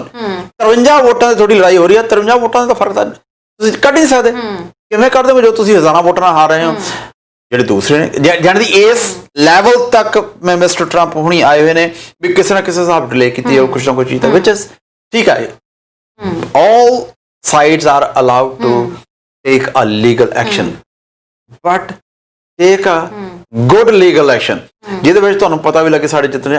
on top of that Trump campaign ਦੇ ਕੋਲੇ ਇਸ ਵੇਲੇ ਇੰਨੇ ਪੈਸੇ ਹੈ ਨਹੀਂ ਕਿ ਇਲੈਕਸ਼ਨ ਲੀਗਲ ਚੈਲੰਜਸ ਲੜ ਸਕੇ। ਇਹ ਵੀ ਬੜੀ ਵੱਡੀ ਗੱਲ ਆ। ਰਿਕੁਐਸਟ ਹੋ ਰਹੀਆਂ ਨਹੀਂ ਉਹਨਾਂ ਦੀਆਂ ਵੀ ਸਾਨੂੰ ਭਾਈ ਪੈਸੇ ਚਾਹੀਦੇ ਆ, ਪੈਸੇ ਦਿਓ। ਸੋ he is kind of frustrated, but still you never know, he might win. You need 270 numbers. ਜੇ ਇਸ ਵੇਲੇ 213 ਕੋਈ ਨੰਬਰ ਸ਼ੋ ਕੀਤਾ ਜਾ ਰਿਹਾ, ਹਲੇ ਰਿਜ਼ਲਟ ਪੈਂਸਿਲਵੇਨੀਆ ਦੇ 20 ਆਉਣੀਆਂ ਨੇ, ਹਲੇ ਨਾਰਥ ਕੈਰੋਲਾਈਨਾ ਉਹਨਾਂ ਦੇ ਹੱਕ ਵਿੱਚ ਜਾ ਰਿਹਾ, ਜਾਰਜੀਆ ਇਸ ਵੇਲੇ ਹੱਕ ਜਾ ਰਿਹਾ ਔਰ chances are he might lose Georgia, Arizona ਦੇ ਵਿੱਚ ਲੂਜ਼ ਕਰ ਰਿਹਾ, ਨਵਾਡਾ ਚ ਲੂਜ਼ ਕਰ ਰਿਹਾ ਜਿਸ ਵੇਲੇ। ਪੂਰੀ ਦੁਨੀਆ ਦੀਆਂ ਇਸ ਵਕਤ ਨਜ਼ਰਾਂ ਯੂਐਸ ਇਲੈਕਸ਼ਨਸ ਦੇ ਰਿਜ਼ਲਟ ਦੇ ਟਿਕੀਆਂ ਹੋਈਆਂ ਨੇ ਕਿ ਆਮ ਪਬਲਿਕ ਤੇ ਕੀ ਉੱਥੋਂ ਦੇ ਨੇਤਾਵਾਂ ਤੇ ਕੀ ਉੱਥੋਂ ਦੀ ਪ੍ਰੈਸ, ਹਰ ਕੋਈ ਇਸ ਚੀਜ਼ ਨੂੰ ਹਾਈਲਾਈਟ ਕਰ ਰਿਹਾ। ਹਰ ਰੋਜ਼ ਤੜਕੇ ਉੱਠਣ ਸਾਰੀ ਇਸ ਵਕਤ ਜਿਸ ਤਰੀਕੇ ਨਾਲ ਸੋਸ਼ਲ ਮੀਡੀਆ ਉੱਤੇ ਯੂਐਸ ਇਲੈਕਸ਼ਨਸ ਇੱਕ ਰਿਕਾਰਡ ਬਣਾ ਦਿੱਤਾ, ਜਿੰਨੀ ਕੁ ਵਾਰ ਇਹ ਸਰਚ ਮਾਰੀ ਗਈ ਹੈ, ਲੋਕਾਂ ਨੇ ਰਿਜ਼ਲਟ ਨੂੰ ਲੈ ਕੇ ਸਰਚ ਮਾਰੀ ਹੈ, ਇਹ ਵੀ ਇੱਕ ਆਪਣੇ ਆਪ 'ਚ ਇੱਕ ਰਿਕਾਰਡ ਬਣ ਚੁੱਕਿਆ। ਸਰ, ਉੱਥੋਂ ਦੇ ਯੂਐਸ ਦੇ ਆਪਣੇ ਹੀ ਹੁਕਮਰਾਨਾਂ ਦੇ ਵੱਲੋਂ ਉੱਥੋਂ ਦੀ ਡੈਮੋਕ੍ਰੇਸੀ ਦੀਆਂ ਜੋ ਧੱਜੀਆਂ ਉਡਾਈਆਂ ਜਾ ਰਹੀਆਂ ਨੇ, ਬਾਕੀ ਮੁਲਕ ਇਸ ਚੀਜ਼ ਦੀ ਹੁਣ ਕਾਫੀ ਨਿਖੇਧੀ ਕਰ ਰਹੇ ਨੇ, ਜਿਹਦੇ ਵਿੱਚ ਹੁਣ ਈਰਾਨ ਦੇ ਹੁਕਮਰਾਨ ਅੱਗੇ ਆ ਕੇ ਬੋਲ ਰਹੇ ਨੇ ਉੱਥੋਂ ਦੀ ਡੈਮੋਕ੍ਰੇਸੀ ਦੇ ਬਾਰੇ ਵਿੱਚ। ਦੇਖੋ ਤਰਨ, ਜਿਹੜੀ ਉਹਨਾਂ ਦੀ ਗੱਲ ਹੈਗੀ ਆ, ਮੈਂ ਉਸ ਨਾਲ ਐਗਰੀ ਨਹੀਂ ਕਰਦਾ। ਜੇ ਉਸ ਦੀ ਧੱਜੀ ਕੀ ਉਡਾਈ ਗਈ ਹੈ, ਈਰਾਨ ਦੇ ਲੀਡਰ ਨੇ ਪਹਿਲਾਂ ਤਾਂ ਉੱਥੇ ਦੀ ਜਿਹੜੀ ਇਲੈਕਸ਼ਨ ਸਿਸਟਮ ਹੈ, maybe who knows, maybe I don't agri with that, ਚਲੋ ਕੁਛ ਵੀ ਹੈ ਜੀ, ਉਹਨਾਂ ਨੇ ਜਿਹੜੀ ਇਹ ਮਖੌਲ ਉਡਾਇਆ ਵੀ 3 ਦਿਨ ਹੋ ਗਏ ਨੇ ਤੇ ਹਜੇ ਤੱਕ ਪ੍ਰੈਜ਼ੀਡੈਂਟ ਅਨਾਉਂਸ ਨਹੀਂ ਹੋਇਆ। ਦਿਸ is what democracy is about. ਵੋਟਾਂ ਹੀ ਆਈ ਨੇ, ਵੋਟਾਂ ਦੀ ਗਿਣਤੀ ਹੋ ਰਹੀ ਹੈ, ਜਦੋਂ ਗਿਣਤੀ ਹੋਏਗੀ ਉਹਦਾ ਐਲਾਨ ਕੀਤਾ ਜਾਵੇਗਾ। What's wrong with that? ਇਸ ਗੱਲ ਦੇ ਉੱਤੇ ਇਸ਼ੂ, ਕਿਉਂਕਿ ਈਰਾਨ ਦੀ ਤੇ ਯੂਐਸ ਦੀ ਬਣਦੀ ਨਹੀਂ ਹੈ, ਇਹੀ ਉਹ ਚੀਜ਼ ਨਿਕਲ ਰਹੀ ਹੈ, ਮਖੌਲ ਉਹਨਾਂ ਦਾ ਸਮਾਂ ਹੋਇਆ। ਪਰ ਸ਼ੀਸ਼ੇ 'ਚ ਦੇਖੋ ਤੁਸੀਂ ਆਪ, ਜਦੋਂ ਬਿਆਨ ਕੀਤਾ ਪਹਿਲਾਂ ਮੂੰਹ ਸ਼ੀਸ਼ੇ 'ਚ ਦੇਖੋ, ਮੈਂ ਆਹ ਬਿਆਨ ਦਾਗਣ ਲੱਗਿਆ ਕਿ ਮੇਰੇ ਆਪ ਦੇ ਡੈਮੋਕ੍ਰੇਸੀ ਹੈ, ਮੈਂ ਦੂਸਰੀ ਡੈਮੋਕ੍ਰੇਸੀ ਦਾ ਮੁਖਾਵਰਾ ਬਣਾਉਣਾ, ਪਹਿਲਾਂ ਆਪਦੇ ਪੀੜੀ ਹੇਠਾਂ ਸੋਟਾ ਫੇਰੋ, ਫਿਰ ਇਹ ਜਿਹੇ ਬਿਆਨ ਦਾਗੋ। ਮੈਂ ਇਸ ਗੱਲ ਨਾਲ ਐਗਰੀ ਨਹੀਂ ਕਰਦਾ। ਤੁਸੀਂ ਕਿਹਾ ਕਿ ਤੁਸੀਂ ਐਗਰੀ ਨਹੀਂ ਕਰ ਰਹੇ, ਪਰ ਇਸ ਵਕਤ ਇਹ ਜ਼ਰੂਰ ਹੈ ਸਰ ਕਿ ਜਿਵੇਂ ਯੂਐਸ ਦੀਆਂ ਇਲੈਕਸ਼ਨਸ ਦੇ ਉੱਤੇ ਸਭ ਦੀ ਨਜ਼ਰ ਟਿਕੀ ਹੋਈ ਹੈ, ਬਹੁਤ ਛੇਤੀ ਸੋਚਿਆ ਜਾ ਰਿਹਾ ਸੀਗਾ ਕਿ ਜਿੰਨੀ ਜਲਦੀ ਹੋਏਗਾ ਰਿਜ਼ਲਟ ਅਨਾਉਂਸ ਹੋਏਗਾ, ਪਰ ਹੁਣ ਜਿਸ ਤਰੀਕੇ ਨਾਲ ਇਹ ਲੰਬਾ ਅੱਗੇ ਪੈਂਦਾ ਜਾ ਰਿਹਾ ਵਾ, ਤੁਹਾਨੂੰ ਕੀ ਲੱਗ ਰਿਹਾ ਵਾ ਕਿ ਛੇੜਖਾਨੀ ਹੋ ਸਕਦੀ ਹੈ ਕਿਸੇ ਤਰੀਕੇ ਦੇ ਨਾਲ? ਆਈ ਡਾਊਟ ਇਟ। ਦੇਖੋ, ਕੁਝ ਇੱਕ ਵੋਟਾਂ ਜਿਹੜੀਆਂ ਹੁੰਦੀਆਂ ਨੇ, ਇਹ ਹਰੇਕ ਇਲੈਕਸ਼ਨ ਦੇ ਵਿੱਚ ਹੇਰਾਫੇਰੀ ਹੁੰਦੀ ਹੈ, ਸਾਡੇ ਇੱਥੇ ਵੀ ਹੁੰਦੀ ਹੈ, ਇਹ ਹੁੰਦੀ, ਇਹ ਤੁਸੀਂ ਨਹੀਂ ਹਟਾ ਸਕਦੇ। ਕੀ ਕਰ ਸਕਦੇ, ਹਿਊਮਨ ਬੀਇੰਗਸ, ਕਿਸੇ ਨੇ ਕੋਈ ਕਰਤਾ, but that is minute, that's not even point percentage ਦੇ ਵਿੱਚ ਆਏਗਾ ਜੇ ਕਿਤੇ ਇਹੋ ਜਿਹੀ ਗੱਲ ਹੋਗੀ ਜਿਹੜੀ ਕਿ ਵੋਟ ਦੀ ਆਊਟਕਮ 'ਚ ਆਈ ਡਾਊਟ ਇਟ ਕਿ ਫਰਕ ਪਾ ਸਕੇ। ਜਿਹੜੀ ਇਹੋ ਜਿਹੀ ਗੱਲ ਹੈਗੀ ਆ, ਮੋਸਟਲੀ ਦੋਨੇ ਤਰ੍ਹਾਂ ਦੇ ਵੋਲੰਟੀਅਰਸ ਕੰਮ ਕਰ ਰਹੇ ਆ, ਦੋਨੇ ਤਰ੍ਹਾਂ ਉੱਥੇ ਨਿਗਾਹ ਕਰ ਰਹੀਆਂ, ਕੱਲੀ ਵੋਟ ਦੇ ਉੱਤੇ ਨਿਗਾਹ ਮਾਰੀ ਜਾ ਰਹੀ ਹੈ, ਉੱਤੇ ਡਿਸਪਿਊਟ ਕੀਤਾ ਜਾ ਰਿਹਾ, ਤੇ ਹੋਰ ਇਸ ਤੋਂ ਵੱਧ ਮੇਰੇ ਖਿਆਲ ਆ ਡੈਮੋਕ੍ਰੇਸੀ ਹੋਰ ਕੀ ਹੋਏਗੀ। It's there gonna be a result, lawsuits हो रहे हैं, that is according to the law हो रहा है, there gonna be a result maybe night, tomorrow, day after or couple weeks, result तो आएगा ही आएगा जी। ਬਿਲਕੁਲ, ਤੁਸੀਂ ਕਿਹਾ ਰਿਜ਼ਲਟ ਆਏਗਾ, ਪਰ ਜਿਸ ਤਰੀਕੇ ਨਾਲ ਬਾਈਡਨ ਸਾਹਿਬ ਅੱਗੇ ਚੱਲਦੇ ਪਏ ਨੇ ਸਰ, ਇੱਕ ਚੀਜ਼ ਹੋਰ ਮੈਂ ਇੱਥੇ ਤੁਹਾਨੂੰ ਪੁੱਛਣਾ ਚਾਹੂੰਗੀ, ਇਲੈਕਸ਼ਨਸ ਨੂੰ ਲੈ ਕੇ ਇਹ ਜਿਹੜਾ ਹੈਗਾ ਪਿਛਲੀਆਂ ਇਲੈਕਸ਼ਨਸ ਵੇਲੇ ਜਿਵੇਂ ਹੁਣ ਇਹ ਕਹਿ ਰਹੇ ਨੇ ਕਿ ਫਰਾਡ ਕੀਤਾ ਜਾ ਰਿਹਾ ਤੇ ਟਰੰਪ ਸਾਹਿਬ ਇੰਨਾ ਜ਼ਿਆਦਾ ਰੌਲਾ ਪਾ ਰਹੇ ਨੇ, ਇਸ ਚੀਜ਼ ਨੂੰ ਲੈ ਕੇ ਹਾਈਲਾਈਟ ਕਰ ਰਹੇ ਨੇ। ਪਿਛਲੀਆਂ ਇਲੈਕਸ਼ਨਸ ਦੇ ਵਿੱਚ ਹਿਲਰੀ ਕਲਿੰਟਨ ਨੇ ਵੀ ਇਹ ਗੱਲ ਆਖੀ ਸੀ ਕਿ ਜਿਹੜੀ ਰਸ਼ੀਆ ਦੀ ਦਖਲਅੰਦਾਜ਼ੀ ਹੋਈ ਹੈ ਯੂਐਸ ਦੀਆਂ ਇਲੈਕਸ਼ਨਸ ਦੇ ਵਿੱਚ, ਹਾਲਾਂਕਿ ਬਾਅਦ ਵਿੱਚ ਇਸ ਚੀਜ਼ ਦੀ ਜਿਹੜੀ ਹੈ ਜਾਂਚ ਹੋਈ ਹੈ ਤੇ ਇਹਦੇ ਵਿੱਚ ਕੋਈ ਵੀ ਗੱਲ ਸੱਚਾਈ ਨਹੀਂ ਨਿਕਲੀ, ਔਰ ਉਸ ਵੇਲੇ ਬਹੁਤੇ ਥਾਵਾਂ ਦੇ ਉੱਤੇ ਇੱਕ ਗੱਲ ਆਖੀ ਜਾ ਰਹੀ ਸੀ ਕਿ ਰਸ਼ੀਆ ਦੀ ਦਖਲਅੰਦਾਜ਼ੀ ਹੋਈ ਹੈ ਯੂਐਸ ਦੀਆਂ ਇਲੈਕਸ਼ਨਸ, ਤਾਂ ਕਰਕੇ ਨਤੀਜੇ ਜਿਹੜੇ ਆ ਉਹ ਬਦਲੇ ਨੇ। ਤੇ ਉਸ ਵੇਲੇ ਪਰ ਜੇ ਹਿਲਰੀ ਕਲਿੰਟਨ ਚਾਹੁੰਦੇ, ਉਹ ਵੀ ਤਾਂ ਇਸ ਤਰੀਕੇ ਨਾਲ ਫਰਾਡ ਦੀ ਰੱਟ ਲਾਭ ਸਕਦੇ ਸੀਗੇ। ਇੱਕ ਚੰਗਾ ਪੋਲੀਟੀਸ਼ੀਅਨ ਉਹੀ ਹੁੰਦਾ ਜਿਹੜਾ ਮੌਕੇ ਦੀ ਨਜ਼ਾਕਤ ਨੂੰ ਸਮਝੇ, ਤੇ ਸਭ ਤੋਂ ਵੱਡੀ ਗੱਲ ਹੈ ਦੇਸ਼ ਉਹਨਾਂ ਦੀ ਪ੍ਰਾਇੋਰਟੀ ਹੋਣੀ ਚਾਹੀਦੀ ਹੈ। ਜਦੋਂ ਤੁਸੀਂ ਇੱਕ ਇਲੈਕਸ਼ਨ ਹਾਰ ਗਏ ਹੋ, ਗੱਲ ਕਰਦੇ ਹਾਂ ਜੀ, ਦਰਸ਼ਕ ਜੁੜ ਗਏ ਨੇ। ਹਾਂਜੀ, ਹੈਲੋ, ਸਤਿ ਸ਼੍ਰੀ ਅਕਾਲ ਜੀ, ਕਿੱਥੋਂ ਬੋਲ ਰਹੇ ਹੋ? ਅਮਰੀਕਾ ਤੋਂ ਬੋਲ ਰਹੇ ਜੀ। ਹਾਂਜੀ ਸਰ, ਕਿੱਥੋਂ? ਅਮਰੀਕਾ ਦੀ ਕਿਹੜੀ ਸਟੇਟ? ਬੜਾ ਵੱਡਾ ਜੀ ਅਮਰੀਕਾ। ਕਿੱਥੋਂ? ਅਮਰੀਕਾ ਨਿਊ ਜਰਸੀ ਤੋਂ ਬੋਲ ਰਹੇ। ਨਿਊ ਜਰਸੀ ਜੀ, ਹਾਂਜੀ, ਕੀ ਕਹਿਣਾ ਚਾਹੁੰਦੇ ਹੋ? ਪਰ ਐਤਕੀ ਵੋਟਾਂ ਦਾ ਥੋੜਾ ਜਿਹਾ ਅੱਗੇ ਨਾਲੋਂ ਸਿਸਟਮ ਇਹਨਾਂ ਨੇ ਚੇਂਜ ਕੀਤਾ, ਲੇਕਿਨ ਇਹ ਪਤਾ ਨਹੀਂ ਇਹਨਾਂ ਦੇ ਲਾਅ ਵਿੱਚ ਸੀਗਾ ਜਾਂ ਨਹੀਂ ਹੀ ਸੀਗਾ। ਸਭ ਤੋਂ ਪਹਿਲਾਂ ਕਰੇ ਸਿੰਪਲ ਵੋਟ ਆਉਂਦੀ ਹੁੰਦੀ ਸੀ। ਹਾਂਜੀ, ਸਿੰਪਲ ਵੋਟ ਆਉਣ ਤੋਂ ਬਾਅਦ ਫਿਰ ਤੁਹਾਨੂੰ ਵਿੱਚ ਪੇਪਰ ਹੁੰਦਾ ਸੀ, ਉਹਦੇ ਤੁਸੀਂ ਘਰੇ ਵੋਟ ਮੰਗਾਉਣੀ ਆ ਜਾਂ ਤੁਸੀਂ ਉੱਥੇ ਜਾ ਕੇ ਪਾ ਕੇ ਆਉਣੀ ਆ। ਬਿਲਕੁਲ, ਹਾਂਜੀ ਜੀ। ਤੇ ਉਹ ਜਿਹੜੇ ਬੰਦੇ ਨੇ ਘਰੇ ਵੋਟ ਮੰਗਾਉਣੀ ਹੁੰਦੀ ਸੀ, ਉਹ ਘਰੇ ਮੰਗਾ ਲੈਂਦਾ ਸੀ, ਉਹ ਘਰੋਂ ਪਾਉਂਦਾ ਸੀ। ਠੀਕ ਹੈ ਜੀ। ਤੇ ਅੱਜ ਕੀ ਚੇਂਜ ਕੀ ਹੋਇਆ ਜੀ? ਫਿਰ ਐਤਕੀ ਤੇ ਸਿੱਧੀ ਘਰੇ ਸਿੰਪਲ ਵੋਟ ਨਹੀਂ ਆਈ ਹੈ, ਸਿੱਧੀ ਵੋਟ ਹੀ ਘਰੇ ਆਈ ਆ। ਓਕੇ, ਜਿੰਨੀਆਂ ਵੋਟਾਂ ਬਣੀਆਂ ਸੀ ਸਭ ਦੇ ਘਰੇ ਚਲ ਗਈਆਂ ਵੋਟਾਂ। ਹਾਂਜੀ, ਉਹ ਘਰਾਂ ਦੇ ਵਿੱਚੋਂ ਇੱਕ ਬੰਦਾ ਪਾ ਦੇ ਸਾਰੀਆਂ ਵੋਟਾਂ ਜਾਂ ਸਾਰੇ ਬਾਹਰ ਨੂੰ ਕਈਆਂ ਦੇ ਐਡਰੈਸ ਵੀ ਉਸ ਜਗ੍ਹਾ ਤੇ ਨਹੀਂ ਸੀਗੇ ਜੀ ਹਾਂ, ਉਹ ਉੱਥੇ ਚਲੇ ਗਏ। ਠੀਕ ਹੈ। ਉਹਨਾਂ ਵਿੱਚੋਂ ਪਤਾ ਨਹੀਂ ਉਹ ਬੰਦੇ ਨੇ ਉਹਨਾਂ ਨੇ ਵੀ ਪਾਰਟੀ ਕਿ ਨਹੀਂ ਪਾਰਟੀ। ਹਾਂਜੀ, ਜਿਹੜੀ ਹਰੇਕ ਦੇ ਘਰੇ ਵੋਟ ਆਪਣੀ ਸੀ ਇੱਥੇ। ਹਾਂਜੀ, ਪਹਿਲਾਂ ਨਹੀਂ ਤਾਂ ਬੰਦਾ ਆਪ ਮੰਗਾਉਂਦਾ ਸੀ ਵੋਟ ਕਰੋ ਪਾਰਟੀ ਸੁਣਿਆ ਸੀ ਕਈ ਵੋਟਾਂ ਬਗੈਰ ਜਾਨੀ ਕਹਿਣ ਤੋਂ ਬਗੈਰ ਆ ਗਈਆਂ ਸਾਰੀਆਂ ਜੀ। ਜਿਵੇਂ ਤੁਸੀਂ ਨਿਊ ਜਰਸੀ ਦੀ ਗੱਲ ਕੀਤੀ ਹੈ, ਨਿਊ ਜਰਸੀ 'ਚ ਇਸ ਵਕਤ ਕੋਈ ਐਵੇਂ ਦੀ ਰੈਲੀ ਜ਼ਰੂਰ ਤਾਂ ਨਹੀਂ ਨਿਕਲੀਆਂ, ਠੀਕ ਹੈ ਸਾਰਾ ਉੱਥੇ ਮਾਹੌਲ? ਇੱਥੇ ਤਾਂ ਠੀਕ ਹੈ, ਕੋਈ ਐਸਾ ਨਹੀਂ ਕੋਈ ਵੀ। ਮੇਰਾ ਇੱਕ ਸਵਾਲ ਹੈ ਜੀ ਤੁਹਾਨੂੰ, ਜਿਹੜਾ ਜਿੰਨਾ ਕੁ ਮੈਨੂੰ ਪਤਾ, ਤੁਸੀਂ ਮੇਰੇ ਨਾਲ ਜ਼ਿਆਦਾ ਜਾਣਦੇ ਹੋਵੋਗੇ, ਕਿ ਜਿਹੜੀ ਘਰੇ ਮੇਲ ਇਨ ਵੋਟ ਤੁਸੀਂ ਮੰਗਾਉਣੀ ਹੈ, ਜਿਹੜੀ ਤੁਹਾਡੀ ਸਟੇਟ ਹੈਗੀ ਆ, ਉਹਦੇ ਵਿੱਚ ਕਿਸੇ ਨੂੰ ਅਪਲਾਈ ਕਰਨਾ ਪਵੇਗਾ ਤਾਂ ਆਏਗੀ, ਅਦਰਵਾਈਜ਼ ਹਰੇਕ ਦੇ ਘਰੇ ਨਹੀਂ। ਇਕੱਲੀ ਨਵਾਡਾ ਸਟੇਟ ਹੈਗੀ ਆ ਜਿਹਨੇ ਹਰੇਕ ਦੇ ਘਰੇ ਬਿਨਾ ਮੰਗਾਇਓ ਵੋਟ ਭੇਜੀ ਹੈ। ਪਰ ਜਿਹੜੀ ਤੁਹਾਡੀ ਸਟੇਟ ਨਿਊ ਜਰਸੀ ਵੀ ਅਸੀਂ ਤਰ੍ਹਾਂ ਆਈਆਂ, ਅਸੀਂ ਕੋਈ ਨਹੀਂ ਮੰਗਾਈ ਵੋਟ। ਮੈਂ ਤੁਹਾਨੂੰ ਉਹੀ ਗੱਲ ਦੱਸਣ ਲੱਗਿਆ, ਇਹ ਜ਼ਰੂਰੀ ਨਹੀਂ ਹੈ ਕਿ ਤੁਸੀਂ ਹੀ ਆਰਡਰ ਕਰਨੀ ਹੈ ਉਹ ਵੋਟ। ਤੁਹਾਡੇ ਬਿਹਾਫ ਦੇ ਉੱਤੇ ਇੱਕ ਬੰਦਾ 100 ਵੋਟ 1000 ਵੋਟ ਵੀ ਕਰ ਸਕਦਾ, ਜਿਹੜਾ ਸਮਝਦਾ ਤੁਹਾਡੇ ਬਿਹਾਫ ਤੇ। When you are leaning towards Democrats for example, ਜੇ ਉਹਨਾਂ ਨੂੰ ਪਤਾ ਤੁਸੀਂ ਡੈਮੋਕ੍ਰੈਟਿਕ ਲੀਨਿੰਗ ਹੈਗੇ ਹੋ ਤੇ ਡੈਮੋਕ੍ਰੈਟਿਕ ਪਾਰਟੀ ਦੇ ਕੋਲੇ ਤੁਹਾਡੀ ਇਨਫੋਰਮੇਸ਼ਨ ਹੈਗੀ ਆ, ਦੈਨ ਦੇ ਅਪਲਾਈ ਫॉर ਯੂ ਤੇ ਤੁਹਾਨੂੰ ਵੋਟ ਘਰੇ ਭੇਜੀ ਜਾਵੇ। That's what happen. ਹਾਂ, ਜ਼ਰੂਰੀ ਨਹੀਂ ਹੈ ਵੀ ਤੁਸੀਂ ਇਹ ਚੀਜ਼ ਤਾਂ ਹੈ ਕਿ ਜ਼ਰੂਰ ਵੋਟ ਜਿਹੜੀ ਨਾ ਕਿ ਇਸ ਤਰੀਕੇ ਨਾਲ ਵੋਟਾਂ ਬਹੁਤ ਵੋਟਾਂ ਇਸ ਜਗ੍ਹਾ ਤੇ ਇਦਾਂ ਆ ਗਈਆਂ ਜਿਨ੍ਹਾਂ ਦੇ ਐਡਰੈਸ ਉੱਥੇ ਤੇ ਹੈ ਨਹੀਂ ਸੀ, ਉੱਥੇ ਆ ਗਈਆਂ। ਹਾਂਜੀ, ਉਹ ਵੋਟਾਂ ਉਹ ਬੰਦਾ ਕੋਈ ਵੀ ਬੰਦਾ ਵੋਟ ਪਾ ਸਕਦਾ ਸੀ। ਹਾਂ, ਜਿਹੜੀ ਮੇਲ ਆਏਗੀ ਦੈਟਸ ਰਾਈਟ। ਹਾਂ, ਬਾਈ ਮੇਲ ਫਿਰ ਕੋਈ ਵੀ ਬੰਦਾ ਪਾ ਸਕਦਾ ਸੀ। ਹੈ ਤਾਂ ਉਸਦੇ ਉੱਤੇ ਇੱਕ ਸੀਗਾ ਕਿ ਜ਼ਰੂਰ ਹੈਗਾ, ਉਹਦੇ ਉੱਤੇ ਸਾਈਨ ਹੁੰਦੇ ਸੀ, ਸਾਈਨ ਹੋਣੇ ਸੀ। ਹਾਂਜੀ, ਲੇਕਿਨ ਸਾਈਨ ਇੰਨੇ ਕੌਣ ਚੈੱਕ ਕਰੇਗਾ ਉੱਥੇ ਜਾ ਕੇ ਸਾਈਨ ਕਿਹੜਾ ਸਾਈਨ ਹੈ? ਦੂਜੇ ਤੱਕ ਜਾ ਕੇ ਪਾਉਂਦੇ ਸੀ ਸਾਈਨ। ਸਰ, ਇਹਦੀ ਕੋਈ ਆਇਡੈਂਟੀਟੀ ਦਾ ਨਹੀਂ ਚੈੱਕ ਹੁੰਦੀ ਕਿ ਜਿਵੇਂ ਜਿਹਨੇ ਵੋਟ ਪਾਈ ਆ ਉਹਦੀ ਕੋਈ ਆਇਡੈਂਟੀਟੀ ਉਹ ਹੁੰਦੀ ਹੈ ਵੀ ਉਹ ਡਬਲ ਵੋਟ ਪਾਏਗੀ ਤਾਂ ਹੋਏਗੀ ਚੈੱਕ। ਜੇ ਡਬਲ ਵੋਟ ਹੋਏਗੀ ਜਾਨੀ ਉਹ ਇੱਥੇ ਵੀ ਵੋਟ ਪਾਤੀ ਹੈ, ਉਹ ਪਾਤੀ ਦੂਸਰੇ ਨੇ ਨੂੰ ਆਪ ਪਾਉਣ ਚਲੇ ਗਿਆ, ਫਿਰ ਚੈੱਕ ਹੋ ਜਾਏਗੀ। ਜੇ ਉਹ ਬੰਦਾ ਦੂਸਰਾ ਗਿਆ ਹੀ ਨਹੀਂ ਪਾਉਣ, ਫਿਰ ਉਹ ਪੈ ਗਈ ਜਿਹਨੂੰ ਪਾਤੀ ਉਹਨੇ। ਠੀਕ ਹੈ ਜੀ, ਸ਼ੁਕਰੀਆ ਜੀ, ਸ਼ੁਕਰੀਆ, ਬਹੁਤ ਸ਼ੁਕਰੀਆ ਤੁਸੀਂ। ਥੈਂਕਸ ਫॉर ਕਾਲਿੰਗ ਕਰਨ। ਇਹ ਜਿਹੜੇ ਇਹਨਾਂ ਨੇ ਗੱਲ ਕੀਤੀ ਹੈ, ਹਾਂ, ਉਸ ਚ ਜਿਹੜੀ ਫਰਾਡ ਦੀ ਗੱਲ ਕੀਤੀ ਜਾ ਸਕਦੀ ਹੈ, ਉਹ I don't know it's a fraud or not. ਵੀ ਇੱਕ ਘਰ ਦੇ ਵਿੱਚ ਜਿਵੇਂ ਇਹਨਾਂ ਨੇ ਗੱਲ ਕਹੀ ਹੈ, ਵੋਟਾਂ ਆ ਗਈਆਂ, ਇੱਕ ਬੰਦਾ ਹੀ ਸਾਈਨ ਕਰਕੇ ਭੇਜ ਰਿਹਾ। This is average American family, average Canadian family ਚ ਇਹ ਗੱਲ ਨਹੀਂ ਹੋਏਗੀ। ਇਹ ਸਾਡੇ ਪਰਿਵਾਰਾਂ ਦੇ ਵਿੱਚ ਇਹ ਗੱਲ ਚਾਂਸਸ ਹੈਗੇ ਆ, ਪਰ ਸਾਡੇ ਵੀ ਬੱਚੇ ਚੈਲੰਜ ਕਰਦੇ, ਤੁਸੀਂ ਮੇਰੀ ਵੋਟ ਤੇ ਕਿਉਂ ਸਾਈਨ ਕਰਕੇ ਭੇਜੇ? ਤੁਸੀਂ ਇਹ ਗੱਲ ਨਹੀਂ ਕਰ ਸਕਦੇ। ਚਾਂਸਸ ਇਹ ਹੈਗੇ ਤੁਸੀਂ ਨਹੀਂ ਕਰੋਗੇ, ਪਰ ਹਾਂ there is a chance ਵੀ ਇੱਕ ਵੋਟਾਂ ਆਈਆਂ ਨੇ, ਇੱਕ ਬੰਦਾ ਹੀ ਸਾਈਨ ਕਰਕੇ ਭੇਜੀ ਜਾ ਰਿਹਾ, there is a possibility, ਪਰ ਕਿੰਨੀ ਕੁ ਵੱਡੀ ਗੱਲ ਹੋ ਸਕਦੀ ਆਈ ਡੋਨਟ ਨੋ। ਬਿਲਕੁਲ ਜੀ, ਤੇ ਇਹਦੀ ਆਥੈਂਟਿਸਿਟੀ ਸਰ ਹੁਣ ਇਹਦੇ ਤੇ ਵੀ ਡਾਊਟ ਹੋਣਾ ਜ਼ਰੂਰ ਸ਼ੁਰੂ ਹੋ ਜਾਏਗਾ। ਇਹਦੇ ਬਾਰੇ ਆਪਾਂ ਗੱਲਬਾਤ ਕਰਾਂਗੇ ਤੇ ਨਾਲ ਦੀ ਨਾਲ ਇਸ ਵਕਤ ਕੀ ਮਾਹੌਲ ਹੈਗਾ ਯੂਐਸ ਦਾ, ਤੇ ਇਸ ਤੋਂ ਇਲਾਵਾ ਕੈਨੇਡਾ ਦੇ ਵਿੱਚ ਇਸ ਵਕਤ ਯੂਐਸ ਇਲੈਕਸ਼ਨਸ ਨੂੰ ਲੈ ਕੇ ਕਿਵੇਂ ਦਾ ਮਾਹੌਲ ਚੱਲ ਰਿਹਾ ਨੇ, ਜ਼ਿਆਦਾ ਐਕਸਾਈਟਿਡ ਕੈਨੇਡੀਅਨਸ ਕਿਉਂ ਹੋਏ ਪਏ ਨੇ, ਇਹਦੇ ਬਾਰੇ ਵੀ ਅਸੀਂ ਗੱਲਬਾਤ ਕਰਾਂਗੇ। ਇੱਕ ਨਵਾਂ ਫੈਕਟ ਵੀ ਸਾਹਮਣੇ ਆਇਆ ਸਰ, ਮੋਦੀ ਸਾਹਿਬ ਦੇ ਜਿਹੜੇ ਟਰੰਪ ਸਾਹਿਬ ਆਪਸ ਵਿੱਚ ਤਾਂ ਦੋਸਤ ਹੈਗੇ ਆ, ਪਰ ਬਹੁਤੇ ਜਿਹੜੇ ਭਾਰਤੀ ਨੇ ਉਹ ਚਾਹੁੰਦੇ ਨੇ ਕਿ ਮਿਸਟਰ ਬਾਈਡਨ ਜਿੱਤਣ। ਇਦਾਂ ਕਿਉਂ ਹੋ ਰਿਹਾ, ਇਹਦੇ ਬਾਰੇ ਵੀ ਅਸੀਂ ਗੱਲਬਾਤ ਕਰਾਂਗੇ, ਪਰ ਇੱਥੇ ਇੱਕ ਛੋਟੇ ਜਿਹੇ ਬ੍ਰੇਕ ਦਾ ਸਮਾਂ ਹੋ ਗਿਆ। ਬ੍ਰੇਕ ਤੋਂ ਬਾਅਦ ਅਸੀਂ ਵਾਪਸ ਆਉਂਦੇ ਹਾਂ ਤੇ ਗੱਲਬਾਤ ਕਰਦੇ ਹਾਂ ਜੀ ਇਸ ਮੁੱਦੇ ਉੱਤੇ।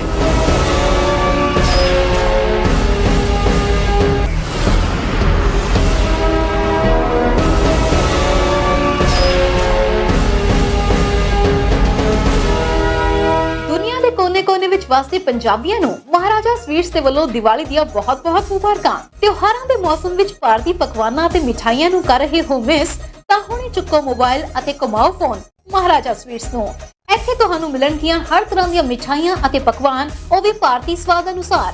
ਇੱਕ ਵਾਰ ਖਾਓਗੇ ਤਾਂ ਮਹਾਰਾਜਾ ਸਵੀਟਸ ਦਾ ਸਵਾਦ ਭੁਲਾ ਨਹੀਂ ਪਾਓਗੇ।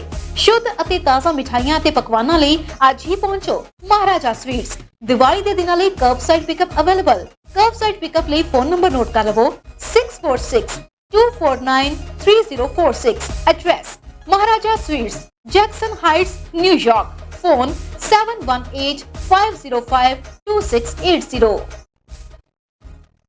ਪਰਮ ਫਰੀਡ LLC ਅਮਰੀਕਾ ਦੀ ਲੀਡਿੰਗ ਟਰੱਕਿੰਗ ਕੰਪਨੀਆਂ ਦੇ ਵਿੱਚੋਂ ਇੱਕ। ਇਹਨਾਂ ਨੂੰ ਚਾਹੀਦੇ ਨੇ ਓਨਰ ਆਪਰੇਟਰ ਅਤੇ ਟਰੱਕ ਡਰਾਈਵਰਸ। ਜੀ ਹਾਂ, ਜੇਕਰ ਤੁਸੀਂ ਹੋ owner operator, driver, solo team driver ਜਾਂ ਫਿਰ ਸੋਲੋ ਓਨਰ ਆਪਰੇਟਰ ਤਾਂ ਅੱਜ ਹੀ ਅਪਲਾਈ ਕਰੋ। ਕੰਪਨੀ ਦੀ ਆਪਣੀ ਬ੍ਰੋਕਰੇਜ, ਡਿਸਪੈਚ ਦੀ ਆਫਰ ਵੀ ਦਿੱਤੀ ਜਾਏਗੀ। MC ਨੰਬਰ ਕੰਪਨੀ ਦੇਵੇਗੀ ਤੇ ਲੀਜ਼ ਵੀ ਦਿੰਦੀ ਹੈ। ਟਰੱਕ ਜਾਂ ਫਿਰ ਟ੍ਰੇਲਰ ਲੀਜ਼ ਜਾਂ ਫਿਰ ਰੈਂਟ ਤੇ ਲੈਣ ਵਿੱਚ ਵੀ ਮਦਦ ਕੀਤੀ ਜਾਏਗੀ। ਫ੍ਰੀ ELD ਡਿਸਕਾਊਂਟ ਤੇ 23 ਸੈਂਟ ਪਰ ਗੈਲਨ ਲੈਣ ਲਈ ਫਿਊਲ ਕਾਰਡ ਵੀ ਦਿੱਤਾ ਜਾਏਗਾ। ਕੰਪਨੀ ਕੋਸਟ ਟੂ ਕੋਸਟ ਤੇ ਮਿਡਵੈਸਟ ਵਿੱਚ ਕੰਮ ਕਰਦੀ ਹੈ। Brokerage and dispatch. ਵਧੇਰੇ ਜਾਣਕਾਰੀ ਲਈ ਅੱਜ ਹੀ ਸੰਪਰਕ ਕਰੋ ਅਮਨ ਸਹੋਤਾ ਜਾਂ ਫਿਰ ਗੁਰਮੀਤ ਬਰਾੜ ਦੇ ਨਾਲ। ਫੋਨ 919 793 3232।